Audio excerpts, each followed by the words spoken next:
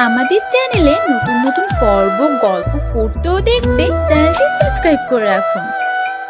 Gate দিয়ে ঢুকবো এমন সময় দেখি কয়েকটা মেয়ে মিলে একটা ছেলেকে উদুম কেলানি কেলাচ্ছে। ভাবতেছি একবার গিয়ে দেখবো কি হয়েছে। পরে আবার ভাবলাম না, না যাওয়াই ভালো। কেননা নিজেকে আর ভেজালে জড়াতে চাই না। এমনিতেই ভেজাল ভেজাল করে করে জীবনটা বরবাদের দিকে ঠেলে দিয়েছি। আর না, আর তার চেয়ে বড় কথা, কলেজে আজ আমার প্রথম দিন। এখানে পরিবেশ সম্পর্কে আমার কোনো ধারণাই নাই। চুপচাপ মাথা নিচু করে চলে যেতে নিলে হঠাৎ পেছন থেকে একটা মেয়ে ডাক দেয়। পিছনে ফিরে, জি আমাকে বলছেন? এই ছেলে, ভাব নিচ্ছিস মনে হয়। এখানে তুই ছাড়া আর কে আছে যে তাকে ডাকতে যাব? ও, আসলে বুঝতে পারিনি। জি বলুন, কি বলবেন? তবে নিজের মোটা মাথাটার দ্বারা বুঝে নিয়েছি মেয়েটা আমাকে কেন ডেকেছে। মেয়েটার হাতে সিগারেট। 100% শিওর মেয়েটা আমাকে র্যাগিং করার জন্য ডেকেছে। কলেজে নতুন মনে হয়। জি। কলেজে আসার আগে নিয়ম কানুন সম্পর্কে ধারণা নিয়ে আসিসনি যে কলেজের সিনিয়রদেরকে সম্মান করতে হয়? আসলে সরি, বুঝতে পারিনি। বুঝতে পারিসনি বললে তো আর হবে না। ভুলের জন্য তো তোকে শাস্তি পেতেই হবে। মানে শাস্তি কেন পেতে হবে? আমি তো আগে থেকে অবগত না কলেজ সম্পর্কে, না হয়তো সালাম দিতাম। এই ছেলে, আবার মুখে মুখে তর্ক করছিস। একে তো ভুল করেছিস, তার উপরে আবার মুখের উপরে কথাও বলছিস। তোর ডাবল সাজা প্রাপ্য। মাথা নিচু করে আছি, কারণ কলেজে আজ আমার প্রথম দিন। আর প্রথম দিন এসেই কোনো ঝামেলায় জড়াতে চাই না। এই নে ধর একটা কাগজ। যা, এটাকে খুলবি না, সোজা ওই যে জিন্স পরা মেয়েটা দেখছিস তাকে গিয়ে দিয়ে আসবি। কথা না বাড়িয়ে কাগজটা হাতে নিয়ে মেয়েটার কাছে চলে গেলাম। এই যে আপু। কি রে, কি হয়েছে? ডাকলি কেন? একটা আপু আপনাকে এই কাগজটা দিতে বলল। মেয়েটার হাতে কাগজটা দিয়ে চলে আসতে ধরলাম। এমন সময় মেয়েটা আবার ডাক দিল, এই ছেলে এদিকে আয়। আমি কাছে যেতেই মেয়েটা আমার গালে কষে কয়েকটা থাপ্পড় বসায় দিল। পুরো কলেজ তো আমার দিকে হা করে তাকিয়ে আছে। এই, তোর সাহস তো কম না, তুই আমাকে লাভ লেটার দিস? তুই জানিস আমি কে? চুপ করে আছি। কি লাভ লেটার? কিছুই তো মাথায় কাজ করছে না। আপু, আমি তো আপনাকে লাভ লেটার দেই নাই, আর কাগজে কি লেখা ছিল সেটাও জানি না। ওই যে আপুটা আপনাকে এটা দিতে বলল। মেয়েটা আরো কয়েকটা থাপ্পড় লাগাই দিল আমার গালে। আমি তো মেয়েটার থাপ্পড় খেয়ে হাবলার মতো ঠায় দাঁড়িয়ে আছি। দাঁড়া, লাভ লেটার দেওয়ার মজা বোঝাচ্ছি তোকে। ফোনটা বের করে কাকে জানি ফোন দিল। ইতিমধ্যে কয়েকটা ছেলে এসে হাজির। এই ছেলে আমাকে লাভ লেটার দিয়েছে, এবার তোরা কি করবি কর। ছেলে একটা এসে সোজা আমার কলার ধরে জোরে টান মারলো। সাথে সাথে আমার শার্টের বোতাম কয়েকটা ছিঁড়ে মাটিতে পড়ে গেছে। তোর কত বড় সাহস, তুই মাহি ম্যাডামকে লাভ লেটার দিস, যেখানে আমরা ওনার নাম পর্যন্ত মুখে নেই না। ভাইয়া বিশ্বাস করেন, আমি জানি না এটা কি লেখা ছিল। একটা আপু ওনাকে এটা দিতে বলল। এত কিছু আমি জানি না, কথা হচ্ছে তুই মাহি ম্যাডামকে লাভ লেটার দিয়েছিস। এখন তোর কি হাল করি তুই দেখ। বলে ছেলেটা আমাকে মারতে শুরু করলো। সাথে আরো কয়েকটা ছেলেও দৌড়ে এসে ছেলেটার সাথে মিলে মারতে আরম্ভ করলো। আমি তো মাটিতে পড়ে মার খেয়েই যাচ্ছি। এই হয়েছে, থাম, এবার যা তোরা, বাকিটা আমি দেখে নিচ্ছি। ছেলেগুলো আমাকে মেরে ধরে চলে গেল। আমি মাটিতে পড়ে আছি। মাহি আমার সামনে এসে, শোন, এটা হচ্ছে তোর সাজা। আর তোর কোনো দোষ নেই এটাও আমি জানি, কিন্তু তোকে মারলাম কেন জানিস? আশা করি জানিস না। তোকে মারার কারণ হচ্ছে এই মাহিকে সেটা চিনে নে। কলেজের সবাই আমার কথায় ওঠে আর বসে। আমার মুখের উপরে কোনো কথা বলার দুঃসাহস কারোর হয়নি এই কলেজে। এই কলেজ কেন, থাক, আর বেশি কিছু নাই বা বললাম। কলেজে থাকলে এমনিতেই জেনে যাবি আমি কে। ভবিষ্যতে যেন কখনো বড় গলায় আমার সামনে কথা বলার দুঃসাহস না করিস, সেটার জন্য মেডিসিন দিলাম। শুধু তুই না, নতুন কেউ আসলেই কলেজে তাকে এমন মেডিসিনটাই দেই। যেই মেয়েটা আমাকে কাগজটা দিছে সেই মেয়েটা মাহির কাছে আসে আর দুজনে মিলে হাসতে আরম্ভ করে। তারপর ওরা চলে যায়। কোনো মতে মাটি থেকে উঠে চুপচাপ করে ক্লাসরুমের দিকে রওনা দিলাম। লজ্জায় মাথা তুলতে পারছি না। পুরো কলেজের সামনে আমায় মারলো। যে আকাশ একবার একটা ডাক দিলে পুরো শহর ভেঙে লোকজন আসবে, সে আকাশকেই মাটিতে ফেলে মেরে চলে গেল। থাক, নতুন বলে কিছু বললাম না। ক্লাসরুম খুঁজে পাচ্ছি না, তাই একজনের কাছে জিজ্ঞাসা করলাম, ভাইয়া ক্লাসরুমটা কোন দিকে? চলো আমি দেখিয়ে দিচ্ছি, আমি একই ক্লাসে যাব। ছেলেটার সাথে ক্লাসরুমের দিকে যাচ্ছি। ছেলেটা বলে উঠল, আমার নাম আসিফ, তোমার নাম কি? আকাশ। আসলে কিছু মনে করিও না, তোমার সাথে যা হয়েছে সবটাই দেখেছি, কিন্তু কিছু বলার ক্ষমতা নেই, কারণ যে মেয়েটা তোমাকে মেরেছে সে মেয়েটা এই শহরের মাফিয়া গ্যাং লিডার। শুনতে একটু অন্যরকম লাগবে যে মেয়ে হয়ে মাফিয়া লিডার কি করে হয়, কিন্তু এটাই সত্য। খুব ডেঞ্জারাস মেয়ে। ওর সাথে কথা বলতে ভালো ভালো মানুষেরও প্যান্ট ভিজে যায়। মনে মনে হ্যাঁ, এমন দেখেছি অনেক মাফিয়া টাফিয়া। এমন কয়েক শতাধিক মাফিয়া আমার পায়ের নিচে পড়ে থাকে। দুনিয়াটা কেমন সেটা পরিদর্শন করতে বের হয়েছি, কে পাওয়ারের কেমন অপব্যবহার করে। তারপর দুজনে মিলে ক্লাসে চলে গেলাম। আমি অনার্স তৃতীয় বর্ষের ছাত্র। মানুষের কোলাহল থেকে একটা নিরিবিলি জায়গায় এসেছি যাতে করে পড়ালেখাটা ভালোভাবে শেষ করতে পারি। বাবা মারা যাওয়ার আগে শেষ একটা ওয়াদা করিয়ে গিয়েছিল যে পড়ালেখা করে মানুষের মতো মানুষ হব। সেই লক্ষ্য নিয়েই নতুন কলেজে এসেছি, পুরান কলেজ পেলে, কারণ সেখানে আমার পড়াশোনা কোনো দিনই হবে না, কারণ পরিবেশটা অন্যরকম। সর্বদা দাঙ্গা ফাসাদ নিয়ে পড়ে থাকে সকলে, তাই এই শহরে চলে এসেছি। কিন্তু শহরের মানুষগুলাও যে একই রকম সেটা আর বুঝতে বাকি নাই। ক্লাসরুমে ঢুকে চুপচাপ বসে আছি। স্যার এখন আসে নাই। সবাই আমার দিকে বাঁকা চোখ করে করে দেখছে, কারণ একটু আগে যে ধুলাই খেয়ে এসেছি। আমার পাশে আসিফ বলল, আকাশ, মন খারাপ করিও না। সবাই তোমার দিকে যেমন করেই তাকাক না কেন, আমি তোমাকে বন্ধুর চোখেই দেখবো। Thank you. একটু পর স্যার ক্লাসে এসে, শুনলাম আজ মাফি নাকি নতুন কাউকে র্যাগিং করেছে আর তাকে নাজেহাল ভাবে মেরেছে। সে কে? সবাই আমার দিকে আঙুল দিয়ে দেখিয়ে দিল। আমি মাথা নিচু করে তাকিয়ে আছি। তোমার নাম কি? আমার নাম আকাশ। থাক বাবা, বাদ দাও, যা হয়েছে বাদ দাও। মাফিকে তোমার মতো কোনো ক্ষমতা এই কলেজের কারো নাই। এই কলেজের কেন, পুরো শহরের কারো নাই। আর তুমি ওর থেকে একটু দূরে দূরে থেকো। এমন সময় মাহি ক্লাসে ঢুকে পুরো গ্যাং নিয়ে, তার মধ্যে কাগজ দেওয়া মেয়েটাও আছে। কি স্যার, আমার নামে কি গুণগান গাওয়া হচ্ছে নাকি? স্যার ভয় চুপ করে আছে। গুণগানই যেন হয়, বদনাম করলে শরীর থেকে মাথা আলাদা করে ফেলবো। তারপর সবাই ক্লাসে বসলো। মনে মনে ভাবে, কিরে কাগজ দেওয়া মেয়েটা না বলেছিল মেয়েটা সিনিয়র, তাহলে আমাদের ক্লাসে কি করে? দূর, মাথায় কাজ করছে না। স্যার ক্লাস থেকে বের হন, আজ ক্লাস করতে হবে না। স্যার মাহির এক কথায় ভয় বেরিয়ে গেল। আমি আর আসিফ চুপ করে ক্লাসে বসে আছি। মাহি আর ওর পুরো গ্যাং ক্লাসটাকে মাথায় তুলে ফেলছে। এমন সময় প্রিন্সিপাল আসে। মাহি, আজ নাকি স্যারকে ক্লাস করতে মানা করেছো? হ্যাঁ মানা করেছি তো। গুরুত্বপূর্ণ ক্লাসগুলো এইভাবে অবহেলা করলে পরীক্ষায় পাশ করবে কিভাবে? এই টাকলা, তুই তো কথা বলিস কোন সাহসে? হ্যাঁ, প্রিন্সিপাল স্যার ভয় চলে যায়। মাহিরা আবার হই হুল্লোড় শুরু করে ক্লাসে। ছাত্রদেরকে সম্মান করে না ভালো কথা, কিন্তু একটা কলেজে প্রিন্সিপালের সাথে এইরূপ আচরণ কিভাবে করতে পারলো? মনে মনে ভাবি, না, আমার সেই আগের রূপে ফিরে যেতে হবে। রক্তের বন্যা না ঝরালে এইসব মানুষকে কখনো শিক্ষা দিতে পারবো না, যারা পাওয়ারের অপব্যবহার করে। চুপচাপ করে ক্লাসে বসে আছি। একটু পর মাহি আমার কাছে আসে। কি রে, এখন কেমন ফিল হচ্ছে তোর? মার খেয়ে তোর অনুভূতিটা কেমন? সবাই হাসাহাসি করছে। আমি চুপচাপ বসে আছি। এখন লাউড হওয়া যাবে না, কয়েকটা দিন যাক, তারপর কত বড় মাফিয়া সেটা দেখে নিব। কি রে, কথা বলছিস না কেন? আবার মার খাওয়ার ইচ্ছা আছে নাকি? আমি আমার মতো চুপ করে আছি। প্লিজ তোমরা ওকে ছেড়ে দাও। ওর সাথে তোমরা আর কিছু করিও না। বেচারা আজ প্রথম এসেই মার খেলো। এই ছাগলের 4 নাম্বার বাচ্চা, তোর মুখে দেখে বুলি ফুটেছে।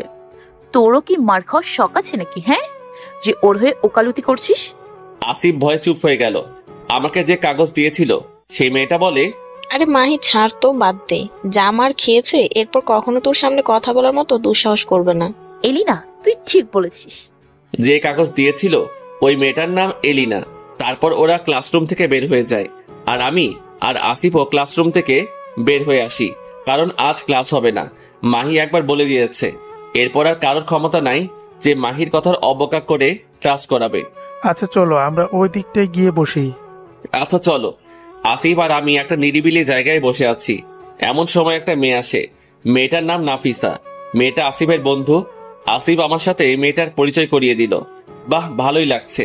প্রথম দিন এসেই দুজন বন্ধু বানিয়ে ফেললাম। আচ্ছা আকাশ, তোমার বাসা কোথায়? তুমি থাকো কোথায়? আর তোমার বাসায় কে কে আছে? আসলে আমার বাসা চট্টগ্রামে, তবে এই শহরে একটা বাসা ভাড়া করে থাকি। আর আমার বাসায় কে কে আছে বলতে, মা, ছোট বোন আর আমি।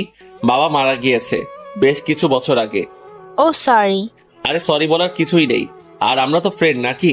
ফ্রেন্ডদের মধ্যে সরি টরি এইসব চলে না। ফ্রেন্ড, তবে পুরোপুরি না। একটা জিনিসের কমতি আছে, সেটা হচ্ছে তুমি করে বলা, যেটা ফ্রেন্ডশিপে চলে না, তুই ছাড়া। আচ্ছা তুই করেই বলবো। আচ্ছা আকাশ, মাহি মেয়েটা আজ তোকে এভাবে মারলো, তুই কোনো প্রতিবাদ করলি না কেন? কিভাবে করব বল? সে নাকি মাফিয়া টিমের লিডার, ওর কথায় পুরো শহর কাঁপে। এত কিছুর পর কিভাবে প্রতিবাদ করব বল? আর তার থেকে বড় কথা, কলেজে নতুন এসেছি, আজ এইমাত্র কিভাবে করব? বেশ কিছু সময় আড্ডা দিয়ে বাসায় চলে আসলাম।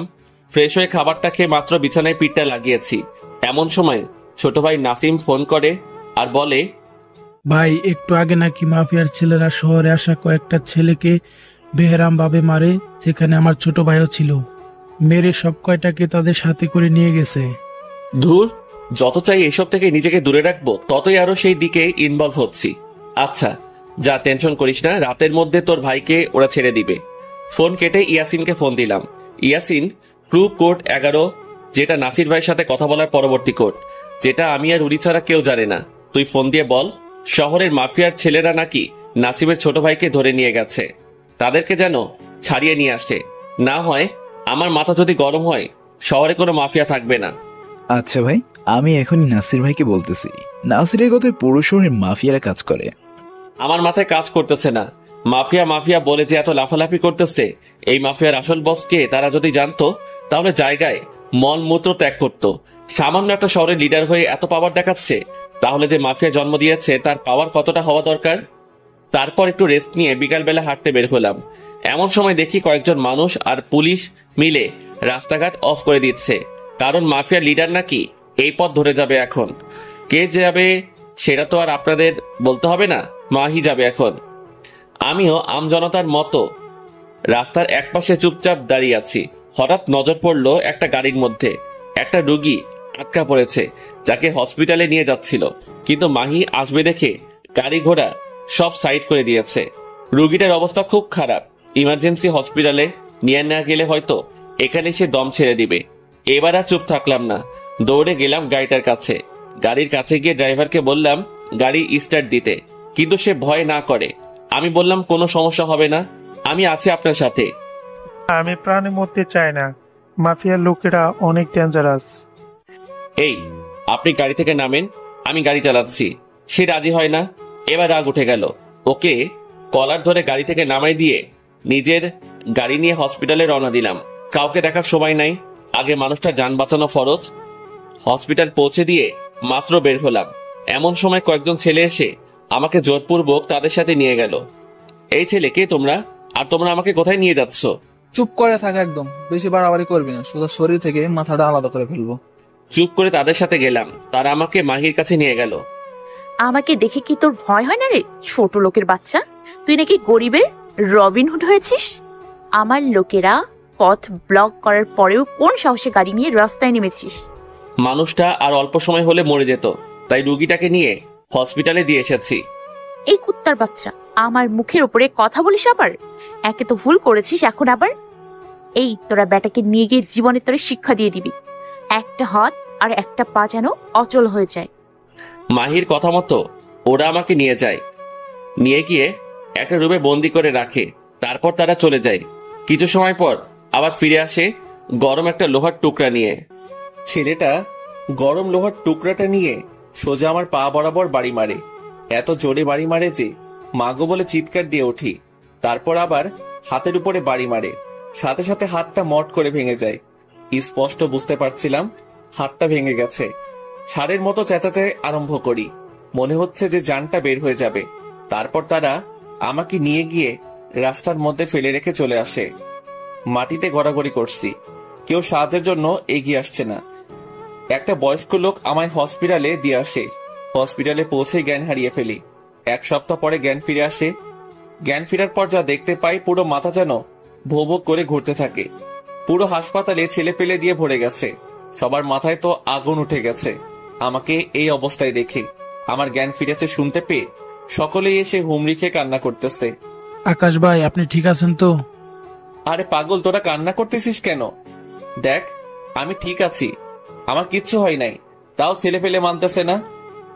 ডাক্তার 1 মাস বেড রেস্ট দিল। ছেলে পেলের জন্য হসপিটালের বাহিরের কোনো মানুষ ঠিকমতো আসা যাওয়া করতে পারতেছে না। এত মানুষ আসছে আমাকে দেখতে। তারপর আমাকে সবাই নিয়ে গেল। ভালো একটা হোটেল বুক করলো, সেখানেই থাকার ব্যবস্থা করলো আমার। আর বাসার কেউ এই সব কিছু জানে না, মা জানলে তো সোজা স্ট্রোক করবে। সবাইকে চলে যেতে বললাম, কিন্তু কেউ কোনো কথা শুনছে না। ওদের একটাই কথা, আমাকে যারা মেরেছে ওদের রক্ত দিয়ে গোসল না করে ওরা কেউ এখান থেকে যাবে না। তাও অনেক কষ্টে বুঝিয়ে বাঁচিয়ে পাঠালাম, তবে কয়েকজন আমার সাথেই রয়ে গেছে। নাসিম, ইয়াসিন, ওদেরকে হাজার মানা করলেও ওরা যাবে না, তাই আর জোরও করিনি ওদের। আচ্ছা নাসিম, তোর ছোট ভাইকে ছেড়েছে? ভাই রাতের আগেই ছেড়ে দিছে। কথা বলতেছি এমন সময় নাসির ভাই এসে হাজির। নাসির ভাই বলতে শহরের মাফিয়া টিমের আসল লিডার। সে এসেছে আমার এই অবস্থা শুনে। নাসির ভাই তো পাগল পাগল হয়ে গেছে আমার এই অবস্থা দেখে। আকাশ ভাই, আপনার এই অবস্থা কে করলো? একবার খালি মুখ দিয়ে নামটা বের করেন, ওকে মেরে ওর শরীরের সমস্ত অঙ্গ প্রত্যঙ্গ টুকরো টুকরো করে শহরে আলাদা আলাদা স্থানে রেখে দেব। মনে মনে না, নাম বলা যাবে না, কারণ আমি মুখ দিয়ে যদি একবার নাম বের করি, সেটা যেই হোক না কেন, নাসির ভাই সত্যি ওদেরকে কেটে টুকরো টুকরো করে ফেলবে। আর ওইসব ছেলেপেলেদের জন্য আমি একাই এনাফ। ওদের শায়েস্তা করতে ছেলেপেলের দরকার হবে না। আর তার চেয়ে বড় কথা, ওদেরকে আমি নিজের হাতে শাস্তি দিব। না, নাসির ভাই কে বা কারা করেছে জানি না, ছেলেগুলোকে এর আগে কখনো দেখি নাই। আকাশ ভাই, আপনি চিন্তা করবেন না, যে বা যারা এইরূপ করেছে তাদের ধরে এনে আপনার পায়ের সামনে হাজির করব। তারপর নাসির ভাই আরো বেশ কিছু সময় কথা বলে চলে যায়। দুপুরে খাবারের সময় হয়ে এসেছে প্রায়। খাবারকে ওষুধ খেয়ে নিলাম, একটু রেস্ট করা দরকার। কিন্তু রেস্ট করার আগে কয়েকজন যারা আছে তাদেরকে রুম থেকে একটু বের হয়ে যেতে বললাম, ইয়াসিন বাদে। সবাই বের হয়ে গেল। শোন ইয়াসিন, কি বলি মন দিয়ে শুনবি। হ্যাঁ ভাই বলেন। আমি যদি চাই যারা আমাকে মেরেছে তাদেরকে মেরে ফেলতে, সেটা আমার জন্য 2 মিনিটের চেয়েও কম সময় লাগবে। খালি একবার নাসির ভাইকে নামগুলো বললে হবে। কিন্তু আমি নাসির ভাইকে বলি নাই, কারণ ওদেরকে আমি নিজের হাতে মারবো। আর ছেলেগুলো হচ্ছে মাফিয়ার টিম, যেটা শহরে আছে সেই গ্যাংয়ের ছেলে পেলে। শোন, আর শহরের মাফিয়ার দায়িত্বে আছে হচ্ছে মাহি নামের একটা মেয়ে। ওর লেফট হ্যান্ড এবং রাইট হ্যান্ড 2টা ছেলে আছে। ওদেরকে গিয়ে তুলে নিয়ে আনবি। ওরাই আমার সাথে এইরূপ আচরণ করেছে। যত ছেলের আগে নিয়ে যাবি, কিন্তু কাউকে বলবি না। ওদেরকে কেন তুলে নিয়ে আনছিস কেউ জিজ্ঞাসা করলে বলবি আকাশ ভাইয়ের অর্ডার। আচ্ছা ভাই, আপনি একটু শুয়ে রেস্ট করেন, বিকেল বেলা আপনার চোখ খোলার আগে ছেলে দুইটা আপনার সামনে থাকবে। আরে না না, এটা হোটেল, এখানে কোনো হাঙ্গামা করা দরকার নাই। শহরের আড্ডাখানা যেটা আছে সেখানের পিছনে যেই স্টোর রুমটা আছে সেখানে বেঁধে রেখে ফেলে আসবি। তারপর কি করতে হবে সেটা আমি বলে দিব। আচ্ছা ভাই। আচ্ছা যা। তারপর ইয়াসিন চলে যায়, আর আকাশ একটু ঘুমানোর চেষ্টা করে। বিকেল বেলা চোখ খোলার আগে দেখে ইয়াসিন এসে হাজির। কিরে, কাজ কত দূর? ভাই, মাল দুইটাকে তুলে নিয়ে স্টোর রুমে ফেলে রেখে চলে আসছি। এই যে নেন মাল দুইটার ভিডিও। ইয়াসিন আসার আগে ওদের ভিডিও করে নিয়ে আসছে। কোনো সমস্যা হয় নাই তো? ভাই কি বলেন, কি সমস্যা হবে? যার আগে সবাই কোমরে গুজে মেশিন নিয়ে গেছি, গিয়ে ফার্স্টে ভালোই ভালো বলছি আমাদের সাথে আসতে, কিন্তু মাল দুইটা একটু পাওয়ার দেখাইছে যে এই সেই, কিন্তু সে জানে না আমরা তার বাপেরও বাপ। কি আর করা ভাই, যখন বাংলা ভাষায় বুঝাইতে পারি নাই তখন মেশিন কপালে থেকে তুলে নিয়ে আসছি। চা, এবার ফ্রেশ হয়ে নে। এইভাবেই দিন কাটতে লাগলো। মাহির লেফট হ্যান্ড এবং রাইট হ্যান্ড 2টা এখনো স্টোর রুমে বন্দি। পুরো শহর তামা তামা করে খুঁজে ফেলছে শহরের মাফিয়ার লোকেরা, কিন্তু কেউ খুঁজে পায় নাই এই 2টাকে। আমার প্ল্যান হচ্ছে আগে পুরোপুরি সুস্থ হই, তারপর ওদের ব্যবস্থা করব। আর কিছুদিন যাওয়ার পর পুরোপুরি সুস্থ হয়ে গেলাম, এবার সব কয়টার অবস্থা নাজেহাল করব। নাসিম আর ইয়াসিনকে নিয়ে স্টোর রুমে গেলাম, যেখানে মাল 2টাকে বন্দি করে রেখেছে ইয়াসিন। আর ইয়াসিনকে আগে বলে রেখেছিলাম আমি সুস্থ হওয়ার আগ পর্যন্ত যেন ওদের দেখভালের কমতি না হয়, কারণ কোরবানির গরুর ভালো করে দেখভাল করতে হয়। ওদেরকে বাইরে রেখে আমি স্টোর রুমের ভিতরে গেলাম। গিয়ে দেখি মাল 2টাকে ইয়াসিন শিকল দিয়ে বেঁধে রেখেছে। আমাকে দেখেই একজন বলে উঠল, এই তুই এখানে? তোকে না মেরে হাত পা ভেঙে রাস্তায় ফেলে চলে আসছিলাম, তুই এখনো মরিস নাই? বাপ কখনো এত সহজে মরে নাকি রে কুত্তার বাচ্চা, বলে বুকের মধ্যে সজোরে একটা লাথি মারলাম। আমি মরলে তোদের শরীর থেকে কলিজা কেটে বের করবে কে? আর কার গায়ে হাত দিয়েছিস সেটা যদি জানতি তাহলে এখনই দম আটকে মারা যাইতি। ইয়াসিন সেলাই রেঞ্জ আর কাঁটাটা নিয়ে আয়। ইয়াসিন এসে সেলাই রেঞ্জ আর কাঁটাটা দিয়ে গেল। সেলাই রেঞ্জটা হাতে নিয়ে দুজনের পা বরাবর দুইটা সজোরে বাড়ি মারলাম। বাড়ি মারার সাথে সাথে পায়ের হাড্ডিটা মট করে যে ভেঙে গেছে সেটা স্পষ্ট নিজের কানে শুনতে পেলাম। দুইজনেই মা গো বলে চিৎকার করে উঠল। এখন কেমন লাগে? তারপর আবার হাতের মধ্যে বাড়ি মারলাম। দুজনেই ষাঁড়ের মতো চিৎকার করে করে চেঁচাচ্ছে আর হাত জোর করে মিনতি করছে। প্লিজ আমাদের ছেড়ে দাও, আমাদের ভুল হয়ে গেছে। এখন কেন? তখন মনে ছিল না কার সাথে পাঙ্গা নিচ্ছিস? একজন বলে উঠল, বিশ্বাস করো, তুমি কে বা কি করো তা আমরা জানি না। লিডার অর্ডার করছে তাই তোমার সাথে এই রূপ করে করছি, প্লিজ আমাদের ক্ষমা করে দাও। না, তোদের ক্ষমা নাই। আমি কাটারটা হাতে নেই, তার আগে ছেলে দুইটার মুখের মধ্যে কাগজ গুজে দেই যেন চিৎকার করতে না পারে। তারপর কাটারটা দিয়ে ছেলে দুইটার বুকের মধ্যে লাগাতার পোজ দিতে থাকি। চিটচিট করে রক্ত পড়তেছে ছেলে দুইটার শরীর থেকে। শোন, আর অল্প সময় পর হয়তো তোদের জান চলে যাবে। তার আগে আমার পরিচয়টা তোদের দিয়ে দেই, হয়তো তোদের মরার জন্য আহসান হবে। আকাশ ছেলে দুটোর কানের সামনে গিয়ে কানে কানে নিজের আসল পরিচয়টা বলে। ছেলে দুটোর সাথে সাথে চোখ বড় বড় করে ফেলে আর সাথে সাথে দম আটকে মারা যায়। আকাশ ইয়াসিনকে ডেকে বলে এই দুটো বডিকে শহরের সিটি রোডে টাঙিয়ে রেখে আসতে, যাতে করে মানুষজন দেখে। পুরো শহর তো হাহাকার লেগে গেছে, মাফিয়ার ছেলেদের এইরকম বেধরম ভাবে কে মারল, কার এত বড় বুকের পাটা। নাসির ভাইয়ের ছেলেরা তো পাগল পাগল হয়ে গেছে। মাহির তো পুরো মাথা খারাপ হয়ে গেছে যে করেই হোক এই দুজনের হত্যাকারীকে সে খুঁজে বের করবে। অন্যদিকে আকাশ তো দিব্যি ঘুরে বেড়াচ্ছে, ওর মনে হচ্ছে কিছুই যেন হয় না। পরের দিন সে কলেজে যায়। আসিফ আর নাফিসা আকাশকে দেখতে পেয়ে দৌড়ে আসে। কিরে আকাশ, এতদিন কোথায় গিয়েছিলি রে? আর একটা পারিবারিক কাজে আটকে পড়েছিলাম। এখন সব ঠিক হয়েছে তো? হ্যাঁ। আচ্ছা আকাশ, কিছু কি শুনেছিস? মাফিয়ার ছেলে দুইটাকে নাকি কে যেন মেরে শহরের সিটি রোডে টাঙিয়ে রেখে দিচ্ছে। হ্যাঁ, আমি একটু শুনেছি। কলেজে এসেছি পর্যন্ত সবাই একই কথা কানাফোসা করতেছে। চল, ক্লাসের সময় হয়ে এসেছে, ক্লাসের দিকে যাই। তিনজন মিলে ক্লাসের দিকে যাচ্ছি। এমন সময় মাহির সামনাসামনি পড়ে গেলাম। মাহি তো আমার দিকে চোখ বড় বড় করে চেয়ে আছে। আমি সাইড কেটে চলে আসলাম। ক্লাস করছি, এমন সময় কয়েকটা ছেলে ক্লাসরুমের মধ্যে এসে বলল মাহি নাকি আমাকে ডাকতেছে। আচ্ছা চলো। স্যারের অনুমতির প্রয়োজন নাই, কারণ মাহির কথা একবার যখন বলছে সবাই চুপ। নাফিসা তো ভয় শেষ। আকাশ প্লিজ, কখন কি করে বসে তোর সাথে। আর টেনশন করিস না। তারপর ছেলেগুলোর সাথে মাহির কাছে গেলাম। মাহি সবাইকে চলে যেতে বলল। সবাই চলে গেল। এই ছেলে, তুই জীবিত হলি কি করি? সেদিন ওরা বলল যে তোকে মেরে হাড়গুড় গুঁড়ো করে দিয়েছে। ওদের কথা মতো তো তুই বাঁচার কথা না, কিন্তু বাঁচলি কি করে? আরেকটা কথা, সেটা হচ্ছে তোকে কেমন যেন আমার সন্দেহ হচ্ছে। তোকে যারা মেরেছিল সেই দুজনকে কার জানি মেরে শহরের সিটি রোডে টাঙিয়ে রেখে আসছে। দেখেন, আপনার কোনো কথার জবাব দিতে আমি ইচ্ছুক নই। আর বড় কথা হচ্ছে আমি ভুল করেছি, তার জন্য তো মেরে হাত ভেঙে দিয়েছেন। এত শাস্তি দেওয়ার পরেও কি আপনার শখ মিটেনি? এই ছেলে, বেশি কথা শিখে গেছিস মনে হয় না। কথা যাই বলবো চুপচাপ শুনবি, না হয় জ্যান্ত মেরে পুঁতে ফেলবো। আকাশ চুপ করে আছে। শোন, তোর উপর আমার সন্দেহ লাগছে। আমার ছেলেপেলেরা তোর উপর নজরদারি রাখবে, মাথায় রাখিস। আচ্ছা। ক্লাস করে বাসায় চলে গেলাম। এইভাবে আরো কয়েকটা দিন কাটলো। এই কয়েকদিনে লক্ষ্য করলাম মাহি যেন কেমন পরিবর্তন হয়ে গেছে। আমি কলেজে আসলেই মাহি আমার দিকে ড্যাব ড্যাব করে চেয়ে থাকে। একদিন ক্লাস শেষ করে যাচ্ছিলাম বাসায়, এমন সময় মাহি ডাক দেয় আমাকে। আই, এদিকে আয়। হ্যাঁ বলেন। এই, তুই কি সিঙ্গেল? মানে বুঝলাম না। তুই কি কোনো রিলেশন করিস? না।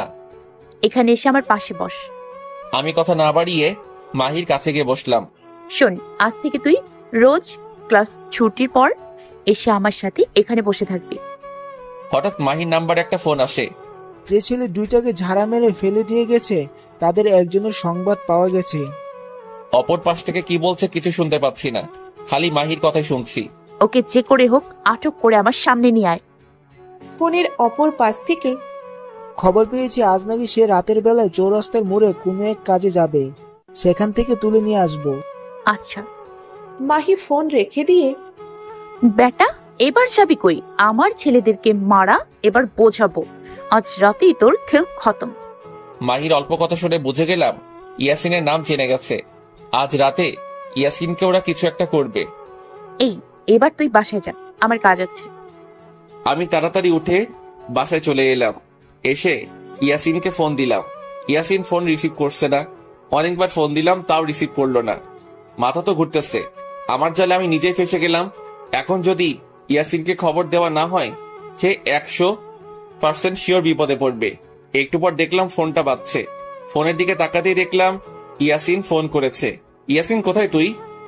আচ্ছা শোন, যেখানে আছিস তাড়াতাড়ি আমার সাথে দেখা কর। ইয়াসিন তাড়াতাড়ি 30 মিনিটের মধ্যেই আমার কাছে চলে আসলো। আমি ওকে বললাম তোর নাম ওরা জেনে গেছে।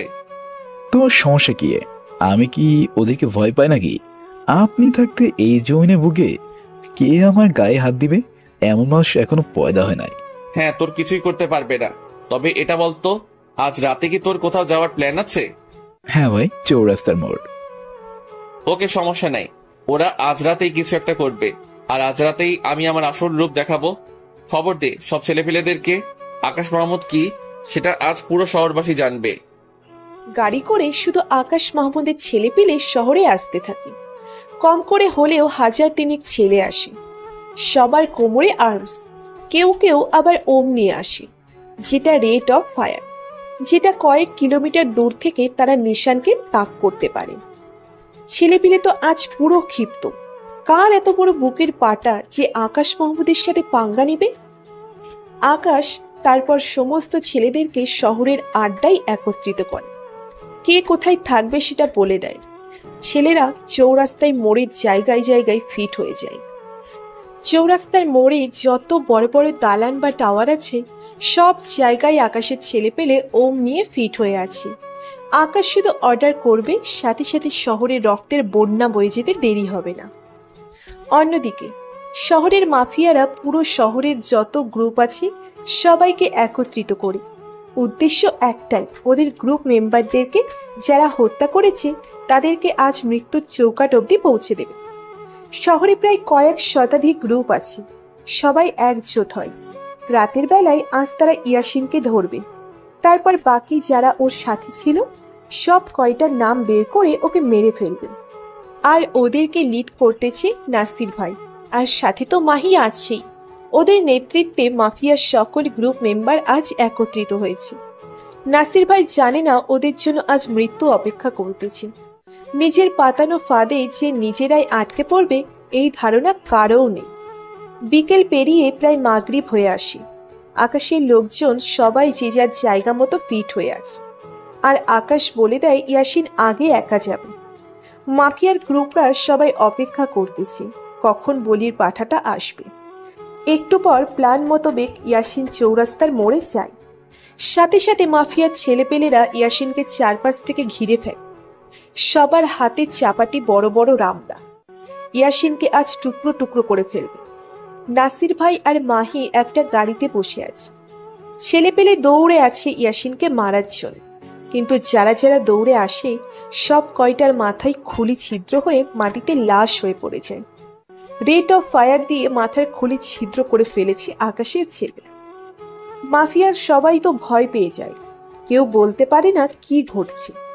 এবার ইয়াসিনের সাথে ওর দলের 10-15 জন গিয়ে দাঁড়ায়। মাফিয়ার ছেলে পেলে আরো এক ঝাঁক এগিয়ে আসে মারার জন্য। ওই 10-15 জন মিলে প্রায় 100 মাফিয়ার গ্রুপকে মেরে জায়গার মধ্যে তুলোধনা বানিয়ে ফেলে। এবার একত্রে সমস্ত মাফিয়ার ক্রুরা ওই 10-15 জনের উপরে ঝাঁপিয়ে পড়ে। 10-15 জন মিলে এত জনের সাথে কখনোই পেরে ওঠা সম্ভব না। মাফিয়ার গ্রুপরা ওদেরকে মারতে শুরু করে। এমন সময় নাসির ভাই আর মাহি গাড়ি থেকে নেমে আসে। অন্ধকার দেখে কাউকেই তেমন একটা চেনা যাচ্ছে না। না হয় নাসির ভাই ইয়াসিনকে দেখেই চিনে ফেলত। নাসির ভাই ইয়াসিনের বুকের মধ্যে সজোরে একটা লাথি মারে। কুত্তার বাচ্চা, তোর কত বড় সাহস আমার ছেলেপেলেদের গায়ে হাত দিস! তোদের বুক থেকে আজ কলিজা ছিঁড়ে বের করে ফেলবো। এই সব কয়টাকে গাড়িতে তুলে নিয়ে যা।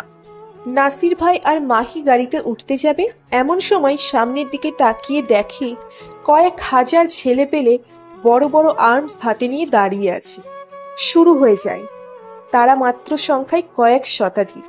আর যারা বড় বড় আর্মস নিয়ে দাঁড়িয়ে আছে ওরা সংখ্যায় কয়েক হাজার। আকাশের ছেলেপেলেরা মাফিয়ার পুরো টিমকে চতুর্দিক থেকে ঘেরাও করে ফেলে আর উড়াধুরা গুলি ছুটতে শুরু করে। মিনিটের মধ্যে মাফিয়ার কয়েক শতাধিক ক্রু মারা যায়। এমন সময় আকাশ সামনের দিকে এগিয়ে আসে। নাসির ভাই আর মাহি ভয়ে মাটিতে জড়সড় হয়ে বসে পড়ে। পুরো শহর যেন নিস্তব্ধ হয়ে গেছে। বাহিরে গোলবর্ষণ হচ্ছে দেখে সবাই নিজের নিজের ঘরের দরজা বন্ধ করে চুপচাপ ঘরের মধ্যে বসে থাকে। কয়েকশত মাফিয়ার ক্রু খালি জীবিত আছে। সবাই নিজের প্রাণ বাঁচানোর ভয়ে উপরওয়ালার কাছে প্রার্থনা করতে আরম্ভ করে। আকাশ অনেক আগেই লক্ষ্য করেছে এখানে নাসির ভাই আছে, তাই সে তার দিকে এগিয়ে যায়। কোথা থেকে যেন এক ফোঁটা আলোক রশ্মি এসে আকাশের মুখের উপরে পড়ে। মাহি তো আকাশকে দেখে তাজ্জব হয়ে যায়, আর নাসির ভাই চোখ বড় বড় করে আকাশের দিকে তাকিয়ে আছে। আকাশের ছেলেপেলেরা তো প্রচন্ড রকমের ক্ষিপ্ত হয়ে গেছে, সব কয়টাকে এখানেই মেরে ফেলবে। নাসির ভাই দৌড়ে গিয়ে আকাশের পায়ে পড়ে যায়। আকাশ ভাই, আপনি আমাকে মাফ করে দেন। বিশ্বাস করেন, আমি জানতাম না ছেলেগুলো আপনার ছেলে পেলে ছিল, না হয় কখনোই ওখানে আসতাম না। মাফিয়ার ক্রু সবাই হা করে ওদের লিডারের দিকে তাকিয়ে আছে। কি করছে কি ওদের লিডার, আর কেই বা এই লোক? মাহি তো রীতিমতো একটার পর একটা অবাক হয়েই যাচ্ছে। আরে নাসির ভাই, কি করছেন কি? পা ছাড়েন, আপনি আমার বয়সে অনেক বড় ভাই। না ভাই, আমি আপনার পা ছাড়বো না। আপনি আগে বলেন আমায় মাফ করে দিয়েছেন। ভাই প্লিজ পাটা ছাড়েন। ভাই, আপনার উপরে কোনো রাগই নাই আমার যে মাফ করার মতো কোনো কিছু থাকবে। উঠেন এবার। নাসির ভাই আকাশকে জড়িয়ে ধরে কান্না করে দেয়। নাসির ভাই, তবে একটা জিনিস, সেটা হচ্ছে শহরের মাফিয়ার ক্রুরা এতটা বাজে আর এতটা নিকৃষ্ট যার কোনো তুলনা হয় না। পাওয়ারের অপব্যবহার কাকে বলে সেটা শহরের মাফিয়াদের না দেখলে বুঝতেই পারতাম না। ভাই, শহরের মাফিয়ারা পুরো মাফিয়া টিমের নামটাই ডুবিয়ে দিল। আর আমি ওই দিন আপনাকে ইচ্ছে করেই ওদের হুলিয়া বলিনি, কারণ আমি দেখতে চেয়েছিলাম শহরের মাফিয়াদের কার্যকলাপ। ভাই, আপনার কাছে আমি হাত জোর করে ক্ষমা চাচ্ছি। এমন ধরনের ভুল আর কখনোই হবে না। তারপর নাসির ভাই মাহির কাছে যান আর ওর গালে কয়েকটা কষিয়ে থাপ্পড় বসিয়ে দেয়। এই মেয়ে, তুই জানিস এই আকাশ মাহমুদকে? কার সাথে পাঙ্গা নিয়েছিস তুই? হ্যাঁ? মাহি চুপ করে আছে। আজ যদি আমি না থাকতাম, তোরা আজ এখান থেকে কেউ জীবিত ঘরে ফিরতে পারতি না। তোরা যে মাফিয়ার পাওয়ার নিয়ে চলিস, এই সেই আকাশ মাহমুদ, যে পুরো ওয়ার্ল্ডের মাফিয়ার বস, যার উপরে কোনো মাফিয়ার বস নাই। তার এই তৈরি করা এই মাফিয়া গ্যাং, আর আজ তোরা তার সাথে পাঙ্গা নিয়েছিস। সবাইকে উদ্দেশ্য করে বলে, দেখ চারিদিকে তাকিয়ে, এক ডাক দিয়েছে, হাজার হাজার মাফিয়ার দল এসে একত্রিত হয়েছে। মাফিয়া লিডার হওয়ার পরেও তার কোনো বড়াই নেই, কিন্তু তোদের এত পাওয়ার আসলো কোথা থেকে? সবাই তো এই কথা শোনার পর মাথায় হাত দিয়ে ফেলে। মাহি তো মনে হয় এখনই মাটি ছেদ করে জমিনে ঢুকে যাবে এমন কথা শোনার পর। আকাশ সবার উদ্দেশ্য করে বলে, আজ থেকে কেউ যদি পাওয়ারের অপব্যবহার করেছ, সোজা তার জীবনটা কেড়ে নিব। আর এবারের মতো সবাইকে ক্ষমা করে দিলাম। আর এই যে লেডি মাফিয়া, আপনাকে চাইলে এখনই মেরে মাটি চাপা দিয়ে দিতে পারি, কিন্তু তা করলাম না, কারণ অপরাধ করলে তাকে সুযোগ দিতে হয় শুধরানোর জন্য। আমিও তাই করলাম। পরবর্তীতে এমন কিছু চোখে পড়লে সোজা মেরে বালি চাপা দিয়ে দিব। সেদিনের পর থেকে পুরো শহরবাসী আকাশ মাহমুদকে এক নামে চিনে গেছে, কিংস অব মাফিয়া। আর যাদেরকে মেরে ফেলেছে সবাইকে আকাশের ছেলেপেলেরা গুম করে ফেলেছে। পরের দিন আকাশ আবার আগের ন্যায় ক্লাস করতে যায়। পুরো কলেজ যেন আকাশের দিকে হা করে তাকিয়ে আছে। আকাশকে সেটা পুরো কলেজ জেনে গেছে।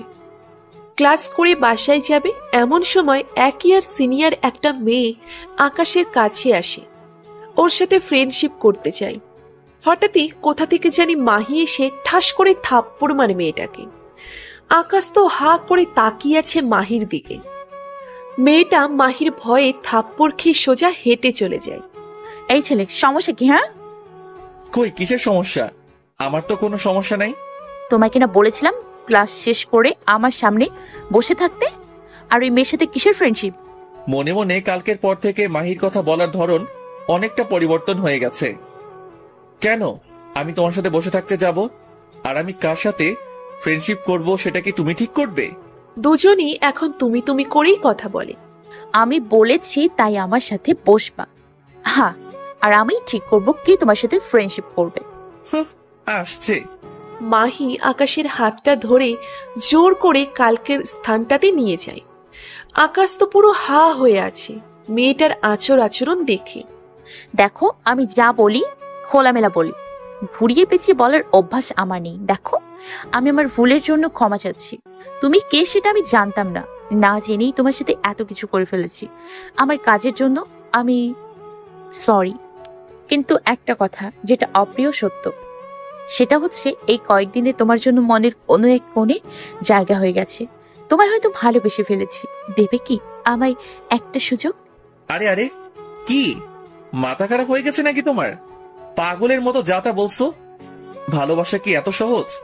শোনো, আর যাই হোক না কেন, তোমার মতো মেয়েকে ভালোবাসা যায় না, কারণ তোমার মধ্যে মনুষ্যত্বের কোনো ছিটে ফোটাও নেই। দেখে এসেছি এতদিন ধরে কলেজে কি রূপ আচরণ করেছো সবার সাথে, আর বিশেষ করে আমার সাথে যা করেছো সেটা তো কোনো দিনই বলবার মতো নয়। দেখো, তুমি তোমার মতো থাকো, আমি আমার মতো থাকবো। প্যারা দিতে আসবা না আমাকে একদম। গেলাম আমি, বলে উঠে চলে যাই। এই আকাশ শোনো প্লিজ। কে শোনে কার কথা? আকাশ উঠে চলে গেছে। মাহি মনে মনে ভাবে, কি মনে করেছিস তুই নিজেকে? তোকে আমি ভালোবাসতে যাব? হয়তো তুই মাফিয়ার কিং, কিন্তু আমি কে সেটা তুইও জানিস না। তোকে জমের বাড়ি পাঠানোর জন্য আমাকে নিযুক্ত করা হয়েছে।